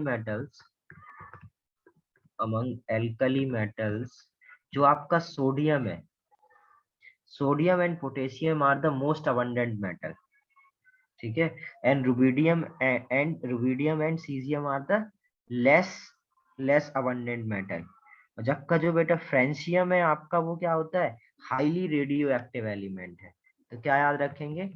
sodium and potassium क्या है आपके? Most abundant metal. सर ये आउट ऑफ मतलब बस फर्स्ट ग्रुप पे है या तो फिर सारे में metals? फर्स्ट ग्रुप की बात हो रही है बेटा, अमंग एल्कलीज मैंने बोला ना, हाँ ठीक है। सर, सॉरी सर, देखा नहीं। Sodium and potassium the most abundant metal, उन सब में सबसे ज्यादा बेटा सोडियम पोटेशियम का होता है, और सोडियम पोटेशियम ऑलमोस्ट इक्वल होते हैं। और जो रुबिडियम एंड सीजियम है, ये आपके लेस होते हैं। और जो आपका फ्रेंशियम है, Fi, बेटा ये हाईली रेडियो एक्टिव एलिमेंट होता है, हाईली रेडियो एक्टिव एलिमेंट। और मैं आपको पहले बता चुका हूं कि जितने भी बेटा रेडियो एक्टिव एलिमेंट है, उनकी प्रॉपर्टीज हमने बहुत ज्यादा कुछ कैलकुलेट नहीं करी है, क्योंकि उनकी जो लाइफ होती है वो बहुत कम होती है, ठीक है। तो लाइफ बहुत कम होने की वजह से ये हाईली रेडियो एक्टिव होते हैं। इनके जो टाइम हाफ लाइफ है, या इनका जो लाइफ है, वो क्या होता है? बहुत कम होता है। इसकी वजह से हमें इसकी प्रॉपर्टीज बहुत कुछ पता नहीं होती है। ये तो हो गया अमंग एल्कलीज। अमंग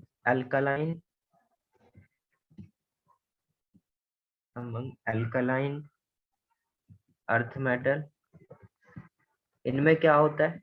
सबसे ज्यादा बेटा,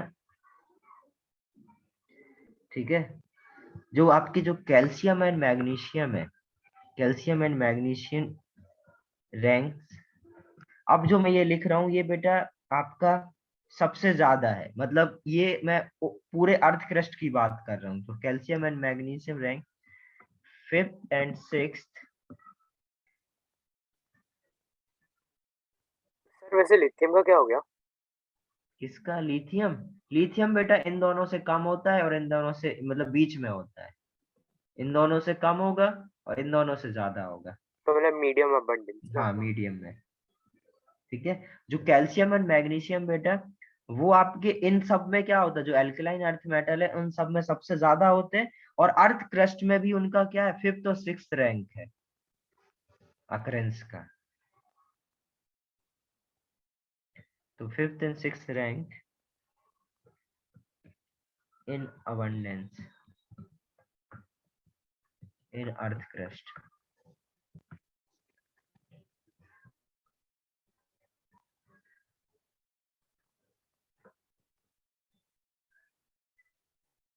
ओके। और जो SR&BA है, SR&BA आपके लोअर अबंडेंस रखते हैं, या इसको बोल सकता हूँ लेस अबंडेंट। तो रिलेटिव बता रहा हूँ, ठीक है। तो ऐसे बोला जाता है बेटा, ये तो अच्छे खासे हैं, फिर इधर आपको बीई नहीं मिल रहा होगा, तो लोग बीई को क्या बोलते हैं, ये रेयर है, ठीक है। और बाकी आरए को क्या बोलते हैं, रेयरेस्ट है, एक्टिव रेयरेस्ट। रेडियो एक्टिव भी होता है ना वो? हाँ, नहीं इसको रेडियो एक्टिव नहीं बोल रहे हैं, ठीक है। ये इसको रेडियो क्या, एक्टिव नहीं होता सर? नहीं नहीं अरे नहीं, ये सिर्फ हमें मतलब बहुत कम परसेंटेज होता है इसका, रेयरेस्ट है ये। तो इसको हम लोग रेयर बोलते हैं, इसको रेयरेस्ट बोलते हैं। और ये इस तरीके से मैंने आपको हर एक एलिमेंट का क्या बता दिया, अबंडेंस बता दिया, अकरेंस बता दिया, उनको कहाँ पर हमें कितना परसेंट कहाँ क्या मिलता है, ये हम लोग ने देख लिया।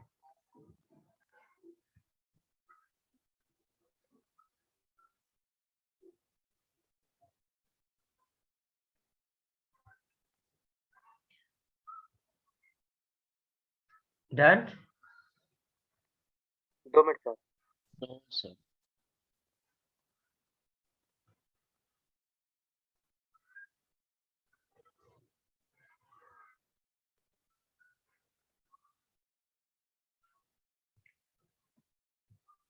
अब देखते हैं बेटा, जनरल कॉन्फ़िगरेशन तो आपको आता है, वो लिखाने की यस सर। जरूरत, वो तो लिखाने की जरूरत है नहीं,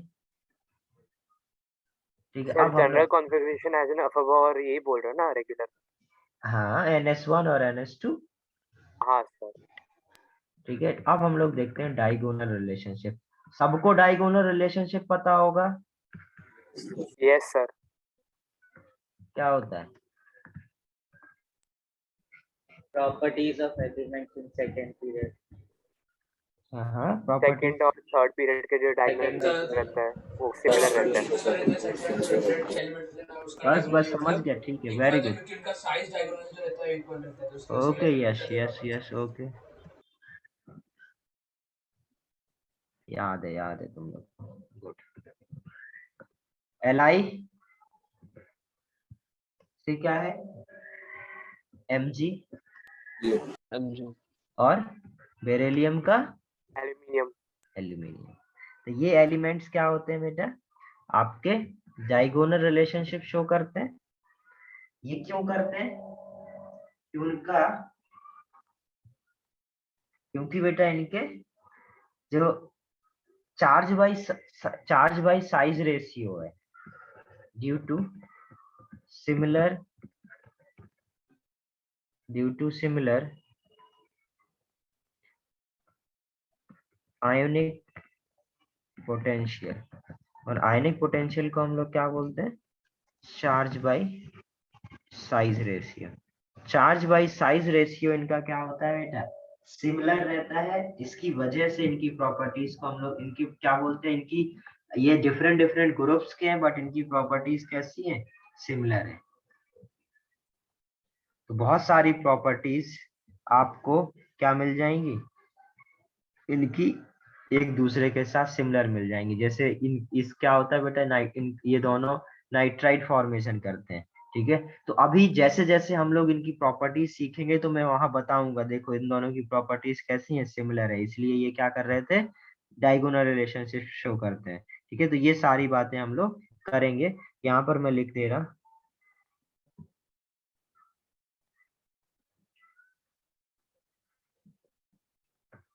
चलो ठीक है ना, तो आप लोग को पता ही है। इसके आगे हम लोग सीधे करते हैं ग्रुप 1। तो अब हम लोग क्या करेंगे, पहले ग्रुप 1 के बारे में पढ़ेंगे, फिर ग्रुप 2 के बारे में पढ़ेंगे। और जैसे ही बस ये हम लोग पढ़ लेंगे तो हमारा ये चैप्टर कंप्लीट हो जाएगा। अब ग्रुप 1 में क्या होता है, ग्रुप 1 का इलेक्ट्रॉनिक कॉन्फ़िगरेशन तो सबको पता है, क्या है, have 1 valence electron, valence electron NS1। तो इसमें क्या है बेटा, ये जो एल्कली मेटल्स होते हैं ये मोस्ट इलेक्ट्रोपॉजिटिव होते हैं। क्या होते हैं, जैसे आपके हेलोजन्स क्या होते हैं, इलेक्ट्रोनेगेटिव होते हैं। वैसे ही आपके जो ये एल्कली मेटल्स हैं ये क्या होते हैं, मोस्ट इलेक्ट्रोपॉजिटिव, क्योंकि बेटा ये आपके इलेक्ट्रॉन सबसे जल्दी इलेक्ट्रॉन लूज करने की टेंडेंसी रखते हैं। तो most electropositive, sir most metallic भी बोल सकते हैं ना? बिल्कुल बिल्कुल बिल्कुल बोल सकते हो, ड्यू टू लूजली बाउंडेड या loose electron in outermost shell.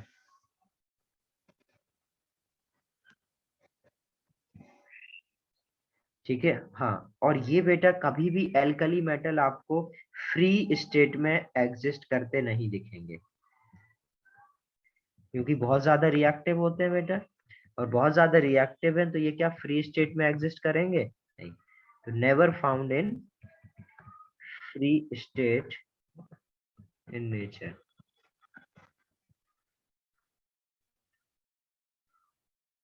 अब इनके देखो हम क्या कर रहे हैं बेटा, अब इनकी सारे जो ग्रुप है, ग्रुप की सारी प्रॉपर्टीज डिस्कस करेंगे। जैसे हम लोग को पता है बेटा, यदि कोई एलिमेंट एक सिमिलर ग्रुप के हैं तो उनकी प्रॉपर्टीज भी कैसी होती हैं, सिमिलर होती हैं, सिमिलर। करेक्ट। तो हमें फिर अलग से नहीं पढ़ना पड़ेगा कि भाई लिथियम की प्रॉपर्टीज क्या है, सोडियम की क्या है, पोटेशियम क्या, रुबिडियम। हाँ, जो डिफरेंट होगी हम उनको अलग से पढ़ लेंगे, क्योंकि सिमिलर वाली बहुत ज्यादा है, डिफरेंट वाली बहुत कम है। तो हम लोग क्या करेंगे, जो इनकी डिफरेंट होगी उनको तो अलग से पढ़ लेंगे।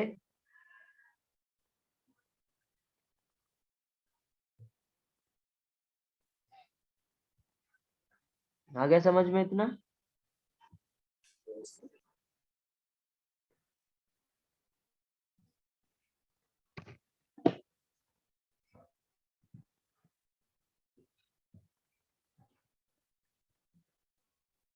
अब देखते हैं हम लोग, इलेक्ट्रॉनिक कॉन्फ़िगरेशन सब हो गया, समझ में आ गया। अब देखा जाए एटॉमिक रेडियस। तो एटॉमिक रेडियस के बारे में पता है, देखो ये बहुत जल्दी जल्दी होगा। यदि आपसे सजेशन है, कभी भी यदि आप ये एल्कली में जो जितना भी इनऑर्गेनिक पढ़े तो हमेशा बेटा पीरियोडिक प्रॉपर्टीज और केमिकल बॉन्डिंग आपको अच्छे से आनी चाहिए। जितने अच्छे से आएगी उतना ज्यादा ये समझ में आएगा और उतना फास्ट मैं पढ़ा पाऊंगा। तो जिसको प्रॉब्लम है केमिकल बॉन्डिंग और पीरियोडिक प्रॉपर्टीज में, वो वीडियोस देखो। अगले अब अपनी जो क्लास होगी इनऑर्गेनिक की वो नेक्स्ट वीक होगी, तो तब तक का टाइम है आपके पास, केमिकल बॉन्डिंग और पीरियोडिक प्रॉपर्टीज अच्छे से तैयार करो, जिससे आपको आगे एस ब्लॉक और पी ब्लॉक पढ़ने में प्रॉब्लम नहीं होगा। तो एटॉमिक रेडियस में क्या लिख सकते हैं हम लोग? जब नेक्स्ट टाइम क्लास होगा इनऑर्गेनिक का, तभी वो एक क्लास रहेगा, दो क्लास साथ करेगा रिपीटेड? अब वो पता नहीं बेटा, वो मैं नहीं बनाता हूँ टाइम टेबल, वो तो बन के आता है, वो जैसे भी बना दे। ठीक है, मैं कोशिश करूंगा कि 3 घंटे से ज्यादा क्लास ना लगे। ठीक है, thank you sir. Okay sir, thank you.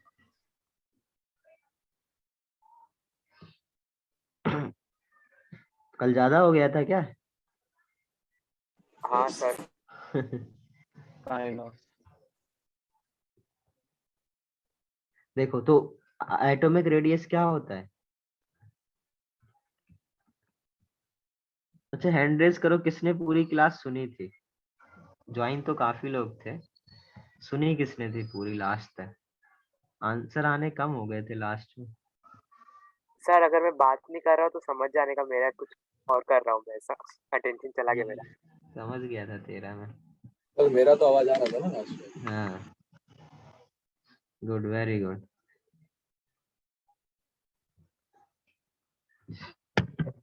ठीक है, तो एटॉमिक रेडियस का ऑर्डर क्या होता है बेटा?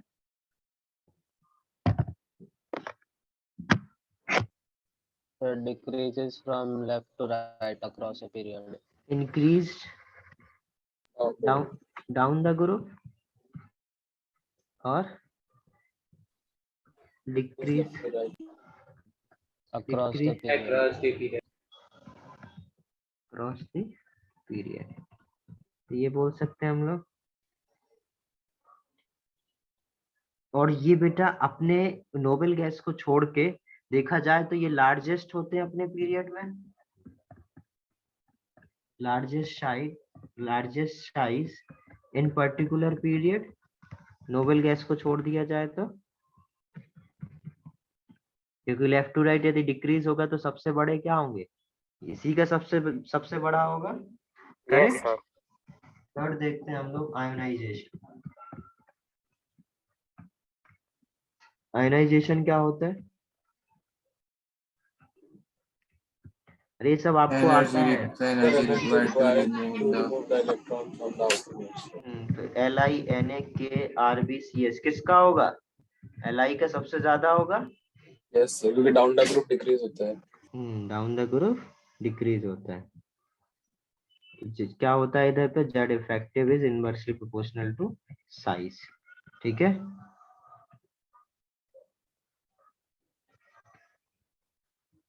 थर्ड क्या बोल सकते हैं? और सर CS एकदम मिनिमम है ना, minimum ionisation in the period table. हाँ और क्या।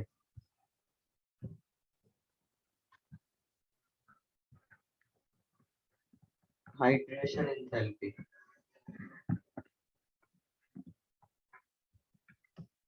हाइड्रेशन क्या होता है?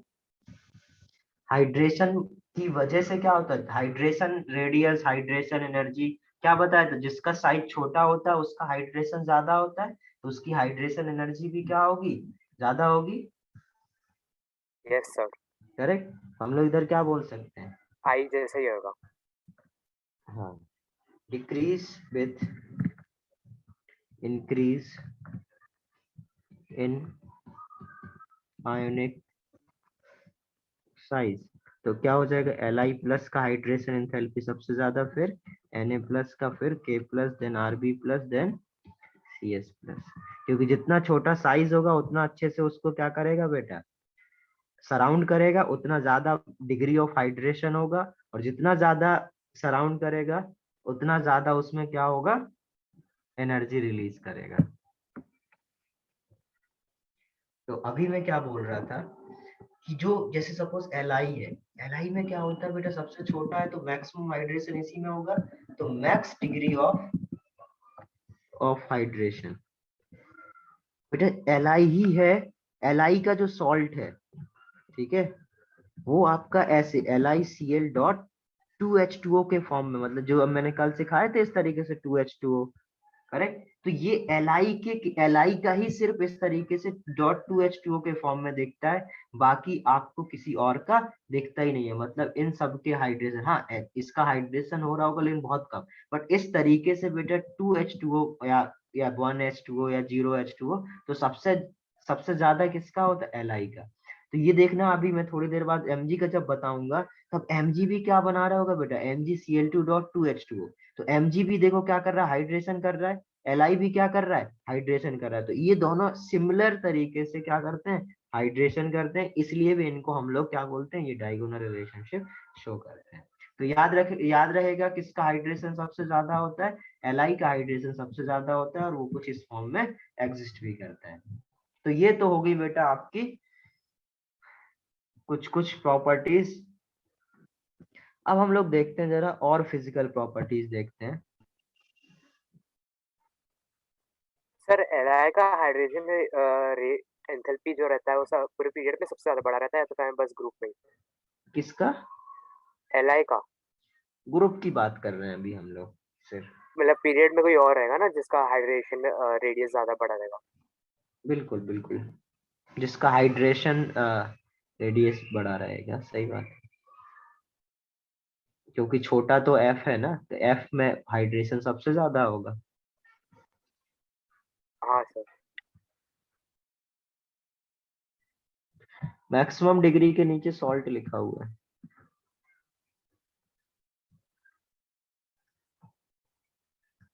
अब देखते हैं जरा हम लोग नेक्स्ट।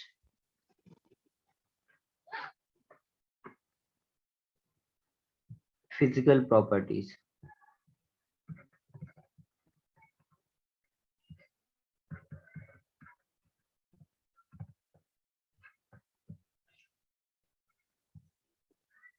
देखो ये जो आपके एल्कली मेटल्स हैं, all alkali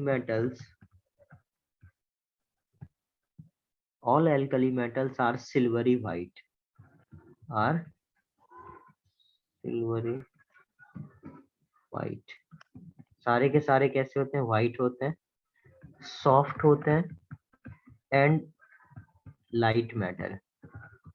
ठीक है, ये प्रॉपर्टीज याद रहेंगी। सारे के सारे बेटा व्हाइट होते हैं, सिल्वरी व्हाइट होते हैं, सॉफ्ट होते हैं और आपके लाइट मैटर है, सबसे ज्यादा लाइट है।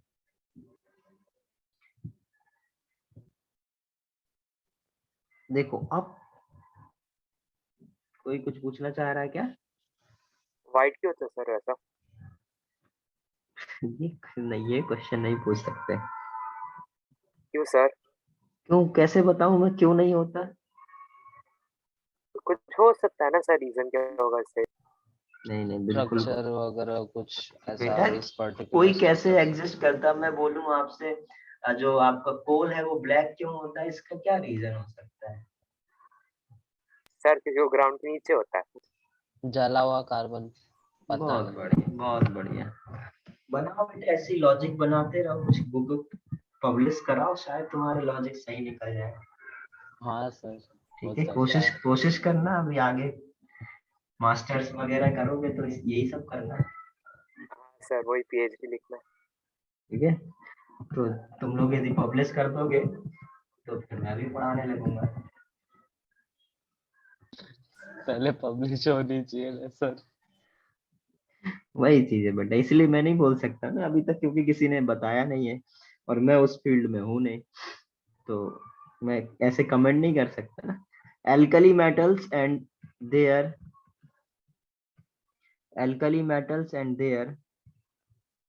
their salt।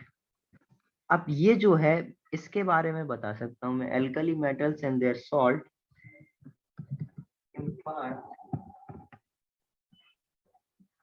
characteristic color। इनके कलर को हमें याद रखना पड़ता है, characteristics colour to oxidising flame. जब भी इनको हम लोग बेटा फ्लेम टेस्ट भी बोलते हैं, क्या बोलते हैं? Flame test. जब हम लोग बेटा फ्लेम टेस्ट कराते हैं, ठीक है, तो फ्लेम टेस्ट के कलर सबके अलग अलग होते हैं। फ्लेम टेस्ट कलर और जो लिथियम है बेटा, उसमें यदि हम लोग ऑक्सीडाइजिंग फ्लेम पर हम लोग लिथियम को टेस्ट करें तो हमें क्रिम्सन रेड दिखता है। क्या दिखता है? Crimson red. यदि आपका सोडियम है तो आपको क्या दिखेगा? येलो फ्लेम टेस्ट आएगा। पोटेशियम में बेटा वॉयलेट आता है, और ये याद रखने पड़ते हैं। आरबी का क्या आता है? Red violet.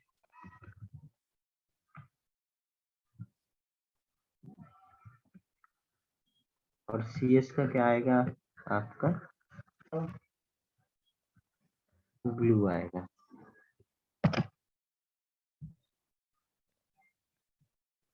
ठीक है इतना? Yes sir. देखो अब ये फ्लेम टेस्ट क्या होता है और ये कलर क्यों दिखाई देता है?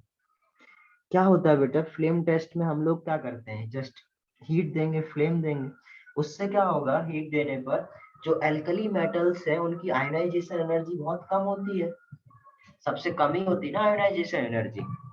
Yes sir. Left to right जाने पर आयनाइजेशन एनर्जी इंक्रीज होती है, तो एल्कली मेटल्स की आयनाइजेशन एनर्जी सबसे कम होती है।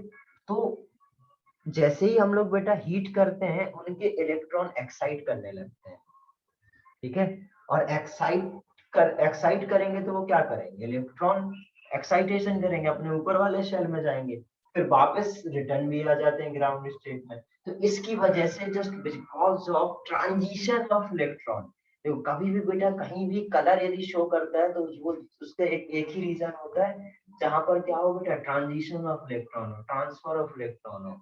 तो इधर पे क्या हो रहा है बेटा? इस तरीके से ट्रांजिशन ऑफ इलेक्ट्रॉन हो रहा है। तो हीट करा, एक्साइटेशन हुआ, वापस डी एक्साइटेशन, तो एक्साइटेशन और डी एक्साइटेशन होने की वजह से क्या होता है बेटा? उधर पर कलर शो करने लगते हैं। और कौन से? हर एक मेटल डिफरेंट कलर शो करता है। यदि आपको कोई दे, कोई सपोज आपको एक मेटल दे और पूछे ये कौन सा मेटल है, तो आप क्या कर सकते हो? फ्लेम टेस्ट कर सकते हो। और फ्लेम टेस्ट में जो कलर मिले उसके हिसाब से आप क्या कर सकते हो, बता सकते हो कि आपका ये कौन सा मेटल है। तो आपको अब जैसे जैसे मैंने आपको कल आपको थोड़ा सा हिंट दिया था, आपको क्वेश्चन में ये नहीं देगा कि ये आपके पास सोडियम मेटल है, आपको कोई ये लिख के दे सकता है कि एक आपके पास ऐसा मेटल है जो कि ये फ्लेम टेस्ट में येलो कलर देता है। आपको ये पता करना पड़ेगा ये सोडियम, समझे? तो सीधी Yes, बात sir. कोई नहीं बताएगा, कोई एक ऐसी बात पूछेगा जो आपको पता होनी चाहिए। तो एक एक छोटी छोटी चीज भी हमें पता होगी तो हमारी इनऑर्गेनिक अच्छी होती चली जाएगी। क्लियर है? ये याद रखोगे कि फ्लेम टेस्ट में इनके कलर क्या होते हैं, crimson red, yellow, violet, red violet and blue. इसका कुछ याद करने का भी तरीका था, मैं अभी याद नहीं आ रहा मेरे को, ठीक है? या इसका याद करने का तरीका भी बना लेते हैं लोग, तुम लोग भी अपने से बना सकते हो। तो ये फिजिकल प्रॉपर्टीज समझ में आ गई सभी को? Yes, Yes, sir. sir. Yes, sir. अब देखते हैं हम लोग जरा केमिकल प्रॉपर्टीज। नोट किया, ये हो गया था? हाँ sir.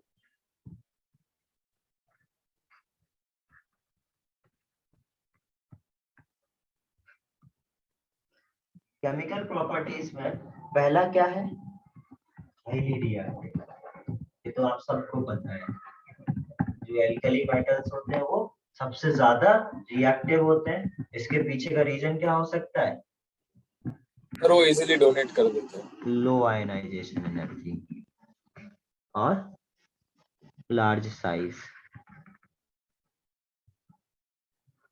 Due to large size and low ionisation energy, उसकी वजह से क्या होता है बेटा, ये ज्यादा रिएक्टिव होते हैं। और जैसे जैसे बेटा हम लोग डाउन द ग्रुप जाते हैं, रिएक्टिविटी क्या होती है, बढ़ते जाते हैं। Down the group reactivity increases. क्यों इंक्रीजेस? क्योंकि बेटा Size increases. Ionisation energy increase होता है, और सॉरी डिक्रीज होता है, और साइज इंक्रीज होता है। क्लियर है इतना? Yes, sir. केमिकल प्रॉपर्टी में पहला देखते हैं reactivity towards air. Reactivity towards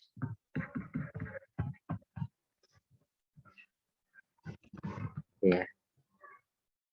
last page देखना है, ये देखो last page.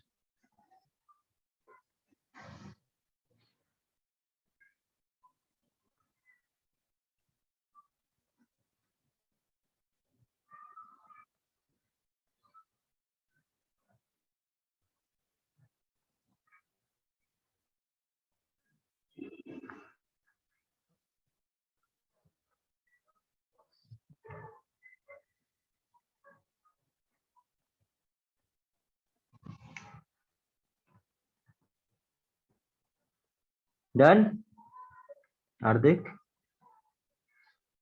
Reactivity towards air.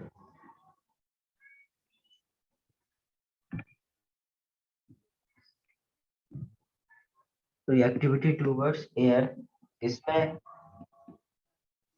क्या होता है, जैसे ही आप क्या करते हो, किसी भी मेटल को ऑक्सीजन के सामने लेके आते हो, वो क्या बना लेता है, Na2O। Li की रिएक्शन O2 के साथ कराओगे क्या मिलेगा, Li2O। उसका ऑक्साइड, Li की वैलेंसी क्या, +1, ऑक्सीजन की -2, कंपाउंड बनाना आता है आपको सर, टर्मिनल 9 में सीखा है, क्या बन जाएगा Li2O।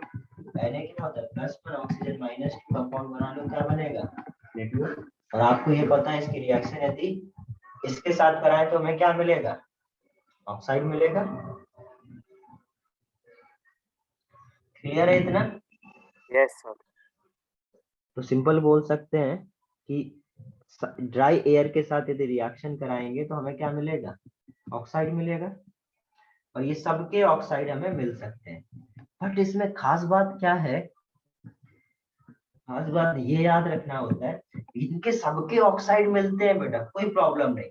बट एक्चुअली में क्या होता है, आपके पास अब ये समझने की जरूरत है, जो आपके कंपाउंड्स हैं ये 3 टाइप के ऑक्साइड बनाते हैं। एक तो नॉर्मल ऑक्साइड, एक पेरोक्साइड और एक सुपर ऑक्साइड। सबको पता है क्या इन तीनों के बारे में? Yes, sir. ठीक है, अब हमें आज ये सीखना है कि देखो बनाएंगे सारे ऑक्साइड, सारे परऑक्साइड, सारे सुपर ऑक्साइड, बट कौन से ऐसे हैं जो कि सबसे ज्यादा उस पर्टिकुलर ऑक्साइड के फॉर्म में रहते हैं। तो Li का बेटा जो सबसे स्टेबल होता है वो क्या होता है? ऑक्साइड। सोडियम का क्या होता है? परऑक्साइड। ठीक है, और पोटेशियम, रुबिडियम एंड सीजियम का क्या होता है? Super oxide.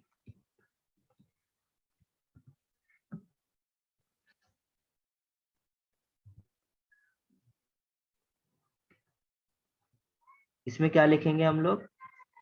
Stage most in the respective states.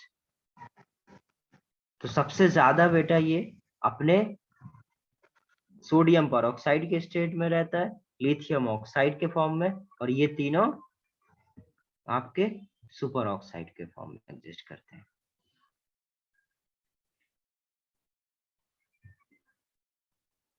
ठीक है, तो मैं क्या बोल सकता हूं, यहां लिख दो, लिथियम प्लस O2 से क्या मिला? 4 लिथियम प्लस O2 से 2Li2O, 2Li2O ऑक्साइड। यदि Na प्लस O2 है तो क्या मिलेगा? Na2O2 peroxide. और यदि metal, basically metal plus O2 है, तो देखो इस तरीके से ऑक्साइड, ये क्या है? परऑक्साइड में ये तो पता है ना सभी को, ऑक्साइड में -2 होता है ऑक्सीजन, ऑक्साइड परऑक्साइड में कितना होता है? -1, और सुपर ऑक्साइड में -12। ठीक है, तो ये अब ये सब रटना नहीं होता है, आप खुद से बना सकते हो। इधर क्या बनेगा? MO2 सुपर ऑक्साइड, और M क्या क्या है? K, RB और CS। आगे समझ में? Yes sir. तो ये हो गया आपका रिएक्टिविटी टूवर्ड्स, मतलब एयर के साथ।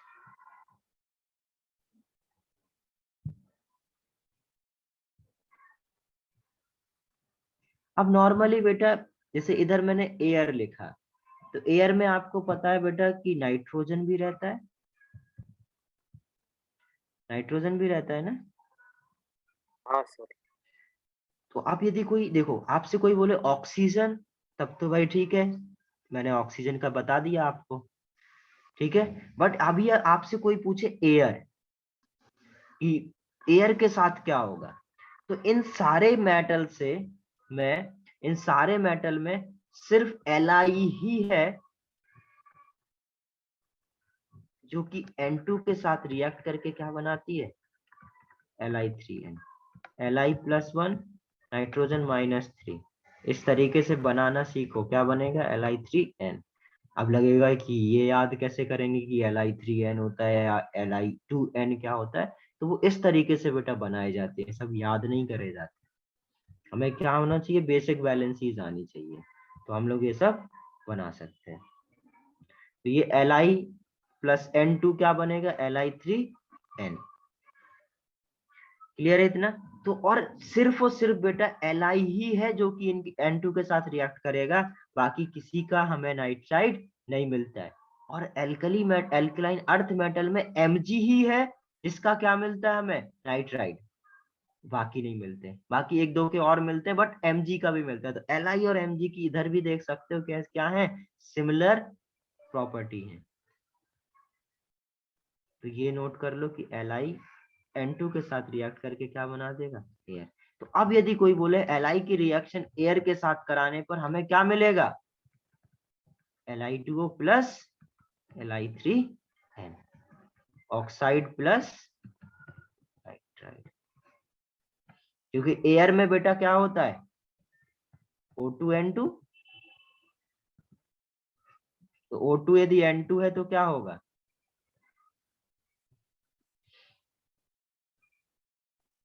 क्या सर वापस रिपीट करना? अरे एयर में क्या होता है, O2 प्लस O2N2 होते हैं, तो Li की रिएक्शन O2 प्लस N2 के साथ कराएंगे तो O2 वाला क्या करेगा, Li2O बनाएगा ऑक्साइड, और यदि Li3 और नाइट उसके साथ क्या बनाएगा, नाइट्राइड बनाएगा। Yes sir.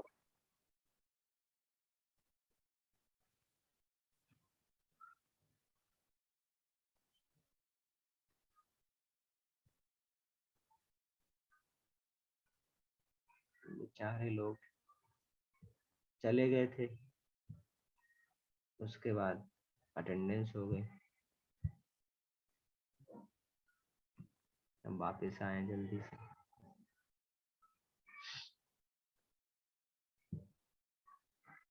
ठीक है, ये आपको पता है बेटा, जो हमें जो एल्कली मेटल से हाईली रिएक्टिव होने की वजह से हम लोग उसको कहाँ पर रखते हैं, केरोसिन में रखते हैं। क्लियर है?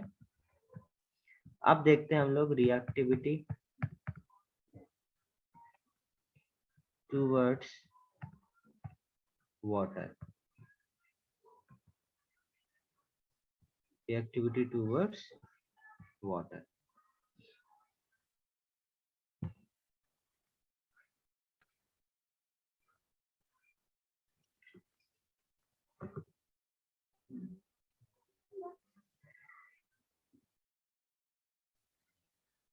क्या होगा अब, यदि बेस क्रिएट होगा। ये तो मैं बता चुका हूं बेटा आपको, Na+H2O क्या बनता है,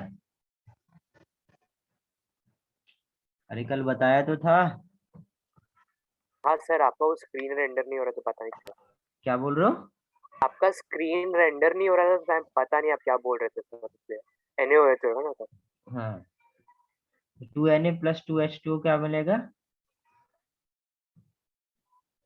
2NaOH प्लस H2। कल बताया था ना, कौन सा ठंडे पानी के साथ रिएक्ट करता है, कौन सा बॉइलिंग Yes, वाटर के साथ, कौन सा स्टीम के साथ, तो वो तो हम लोग कर चुके हैं, तो उसको तो मैं पढ़ाने की जरूरत है नहीं।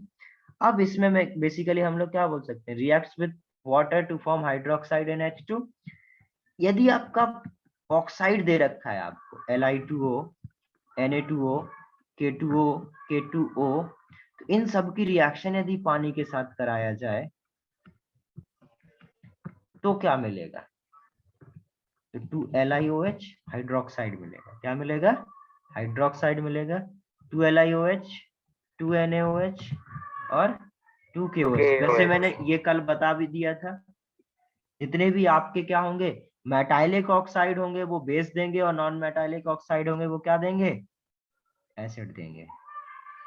बोला था ना, जिस वैलेंसी का ऑक्साइड है उसको यदि आप पानी में डालोगे, यदि नॉन मेटालिक ऑक्साइड है तो आपको क्या देगा, उसी वैलेंसी का एसिड देगा।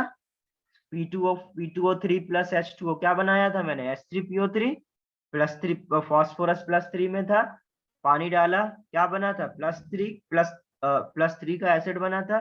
तो जिस नंबर का ऑक्सीडेशन होता है उसी नंबर का क्या बन जाता है, एसिड बन जाता है, यदि नॉन मेटालिक ऑक्साइड है। और यदि मेटालिक ऑक्साइड है तो पानी में डालोगे तो क्या मिलेगा अपने को, बेस मिलेगा। ठीक है, ये इतना याद रहेगा। Yes sir.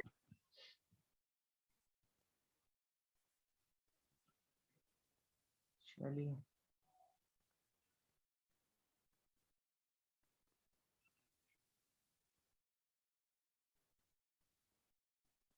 और जो Li है, देखो बेटा Li थोड़ा क्या करता है, जैसे सोडियम पोटेशियम मैंने बताया था हाईली रिएक्टिव होते हैं, बट लिथियम नहीं होता है। लिथियम क्यों नहीं होता है, बोलो। आई एकदम मिनिमम साइज छोटी कंपैरेटिवली। है। हाँ, साइज छोटा होता है और उसका एंथैल्पी होता है वो क्या होता है, ज्यादा होता है। तो हाँ सर, इसलिए कम बोल दिया सर मैंने।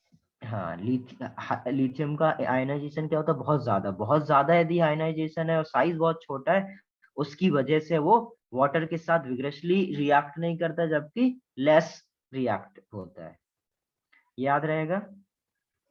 Yes sir. Yes, sir. और जो बाकी सारे मेटल है वो क्या करते हैं, एक्सप्लोसिवली रिएक्ट करते हैं, ठीक है, प्रोटॉन डोनर होते हैं, और ये सारे इस तरीके से हो जाएंगे। क्लियर है? सपोज NaOH की रिएक्शन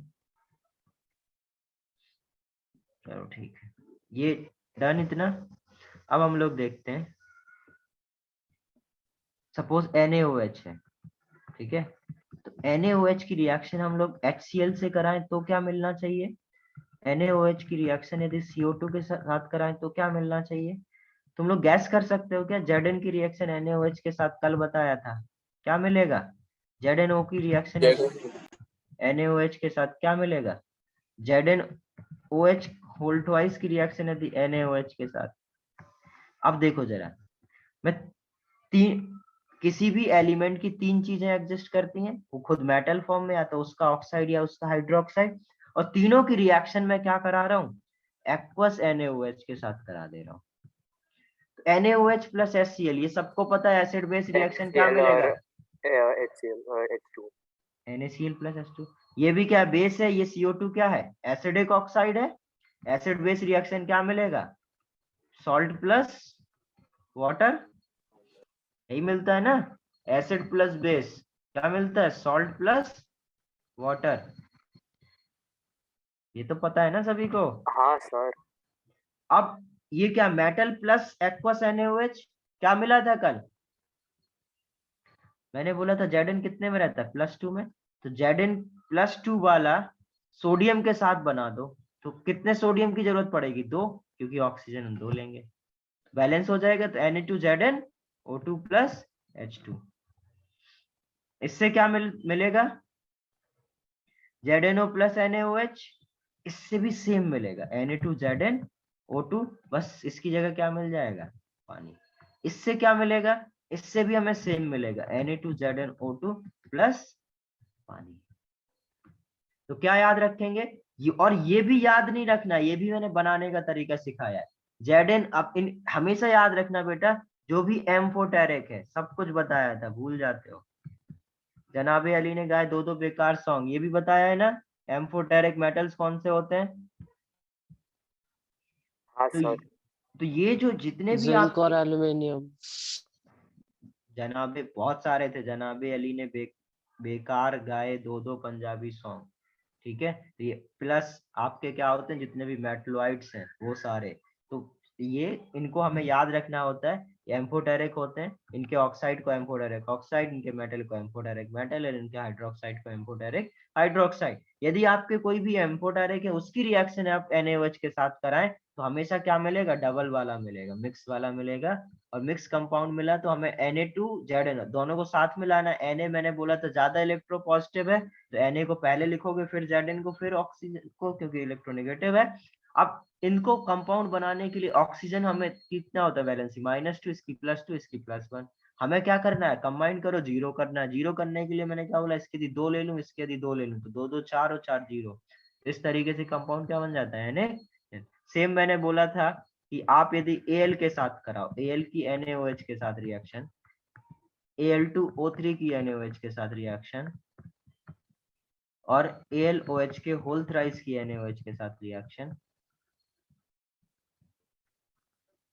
तो क्या क्या मिलेगा?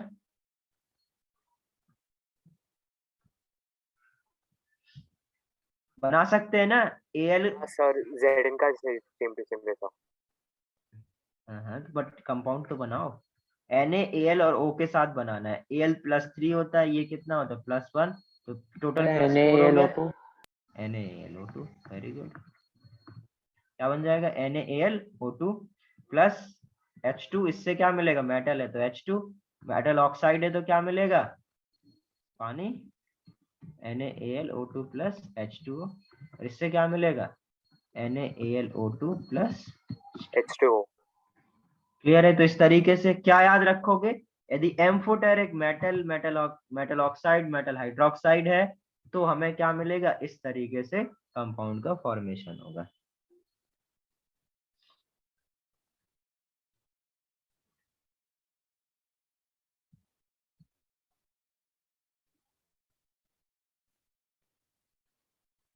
आगे समझ में? तो ऑक्साइड की रिएक्शन पानी के साथ करा के देख लिए, समझ में आ गया क्या मिलेगा? हाइड्रोक्साइड मिलेगा और पानी मिलेगा। तो ऑक्साइड की रिएक्शन यदि पानी के साथ कराए तो हमें क्या मिला? Hydroxide plus water. और अभी दी अच्छा वाटर नहीं हाइड्रोक्साइड की होता ना। हाइड्रोक्साइड की रिएक्शन हम लोग यदि किसके साथ कराते हैं, यदि हाइड्रोक्साइड की रिएक्शन हम लोग ने कराया तो हमें क्या मिला, यही सब मिला, सॉल्ट प्लस वाटर। अब हम लोग देखते हैं जरा, चलो एक टाइप की और देख लो, NaOH प्लस NH4Cl, इसको कंप्लीट करके बताओ क्या क्या मिलेगा। NaOH plus H2S, NaOH plus EtOH,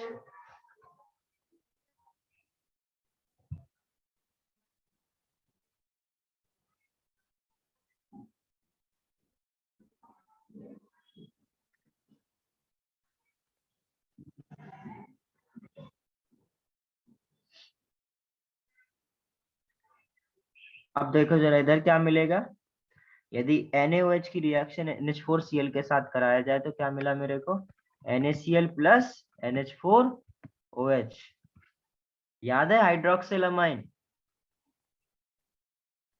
oxide में बताया था। NaOH की रिएक्शन H2S के साथ कराएंगे क्या मिलेगा, NaSH प्लस H2O। NaOH की रिएक्शन यदि हम लोग EtOH के साथ कराएं तो क्या मिलेगा, EtONA प्लस H2O। क्लियर है इतना? Yes sir. Yes, sir. अब हम लोग देखते हैं परऑक्साइड। परऑक्साइड का रिएक्शन वाटर के साथ कराएं तो क्या होगा, तो Na2O की रिएक्शन यदि वाटर के साथ कराएं तो क्या मिलेगा, मैंने बोला था यदि परऑक्साइड रिएक्ट करा रहे हो तुम पानी के साथ तो हमेशा क्या मिलेगा, परऑक्साइड मिलेगा। तो Na2O में पानी में डाले तो क्या मिला, मिलना तो हाइड्रोक्साइड है, साथ में पानी की जगह क्या मिलेगा, H2O2। क्लियर? यदि Na2O2 की रिएक्शन आपने Al के साथ कराई, मेटल के साथ, तो क्या मिलेगा, इसका ऑक्साइड प्लस 4Na। यदि Na2O2 की रिएक्शन आपने Cr+3 के साथ कराए तो क्या मिलेगा, CrO4 3 माइनस। यदि Na2O2 की रिएक्शन CO के साथ कराई तो क्या मिलेगा, Na2CO3। तो ये हो गया आपका परऑक्साइड की रिएक्शन, यदि पानी के साथ, Al के साथ, Cr के साथ, CO के साथ, CO2 के साथ, तो हमें ये मिला।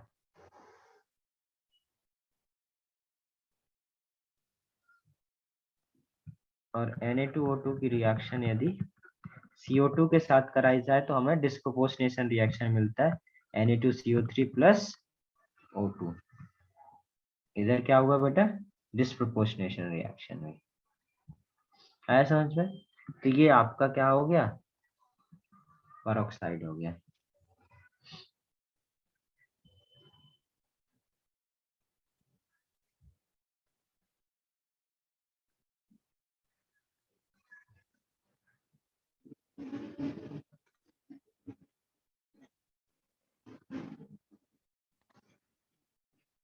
हाँ सेव सर करके, ये याद रखना है। हाँ सेव करके भेजता हूँ मैं। चलो फिर इसके आगे हम लोग इसको सर ये याद रखना है। बिल्कुल याद रखना पड़ेगा, और ये पढ़ा किस लिए रहा हूँ ओके सर। बेटा, याद तो रखना ही पड़ना है। नहीं सर मतलब ऐसा कोई ये नहीं है, मेथड नहीं है फाइंड आउट नहीं करने, नहीं, सब याद इसमें रखना है। इसमें मेथड नहीं है, हमें ये याद, देखो इनको तो हम समझ सकते हैं नॉर्मली, बट इन्हें, इसके लिए हमें याद रहना पड़ेगा कि ये देखो, लॉजिक समझना है तो वो समझाता हूँ। ये क्या है, परऑक्साइड, अभी आज परऑक्साइड सिखाया था आपको। Yes sir. परऑक्साइड क्या करता है, परऑक्साइड बेटा एसिडिक मीडियम हो, बेसिक मीडियम हो, परऑक्साइड आपका oxide as a oxidising agent और एज अ रिड्यूसिंग एजेंट दोनों एक्ट करता है, करेक्ट? Yes sir. कार्बन इधर कितने में है, +2 में, कार्बन कितने में, +2 में, और परऑक्साइड में ऑक्सीजन कितने में, -1 में। तो कार्बन को क्या होना होगा, ऑक्सीडाइज। तो कार्बन यदि ऑक्सीडाइज हुआ तो ऑक्सीजन क्या होगा, रिड्यूस। तो ऑक्सीजन किस में चला गया, O से, -2 में, और कार्बन ऑक्सीडाइज हो गया तो कार्बन इधर +4 में चला गया, ऑक्सीडाइज हो गया, और ऑक्सीजन किस में चले गए सारे, -2 में। तो ये क्या हुआ, रिडॉक्स हो गया। तो इस तरीके से हम समझ सकते हैं, यदि NO2 के सामने CO है तो क्या करेगा, ऑक्सीडाइज करेगा इसको, तो खुद रिड्यूस हो जाएगा, तो ये बना देगा। आगे समझ में, Cr3+ है, Yes, sir. Cr3+ बेटा खुद तो रिड्यूस हो नहीं सकता, तो ये क्या होगा, ऑक्सीडाइज होगा, तो ये खुद क्या कर लेगा, रिडक्शन। तो देखो रिडक्शन कर लिया, समझे। Yes, sir. तो इस तरीके से हमें ये चीजें समझनी है। सर वहाँ पर -3 है -2 है? -2 +6 में होता है Cr।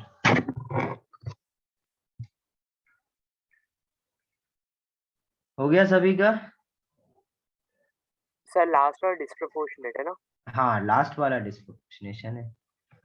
तो इसी तरीके से बेटा हमें समझ के याद करना पड़ता है। देखो याद तो करना ही पड़ेगा, बट हमें समझ के करना है।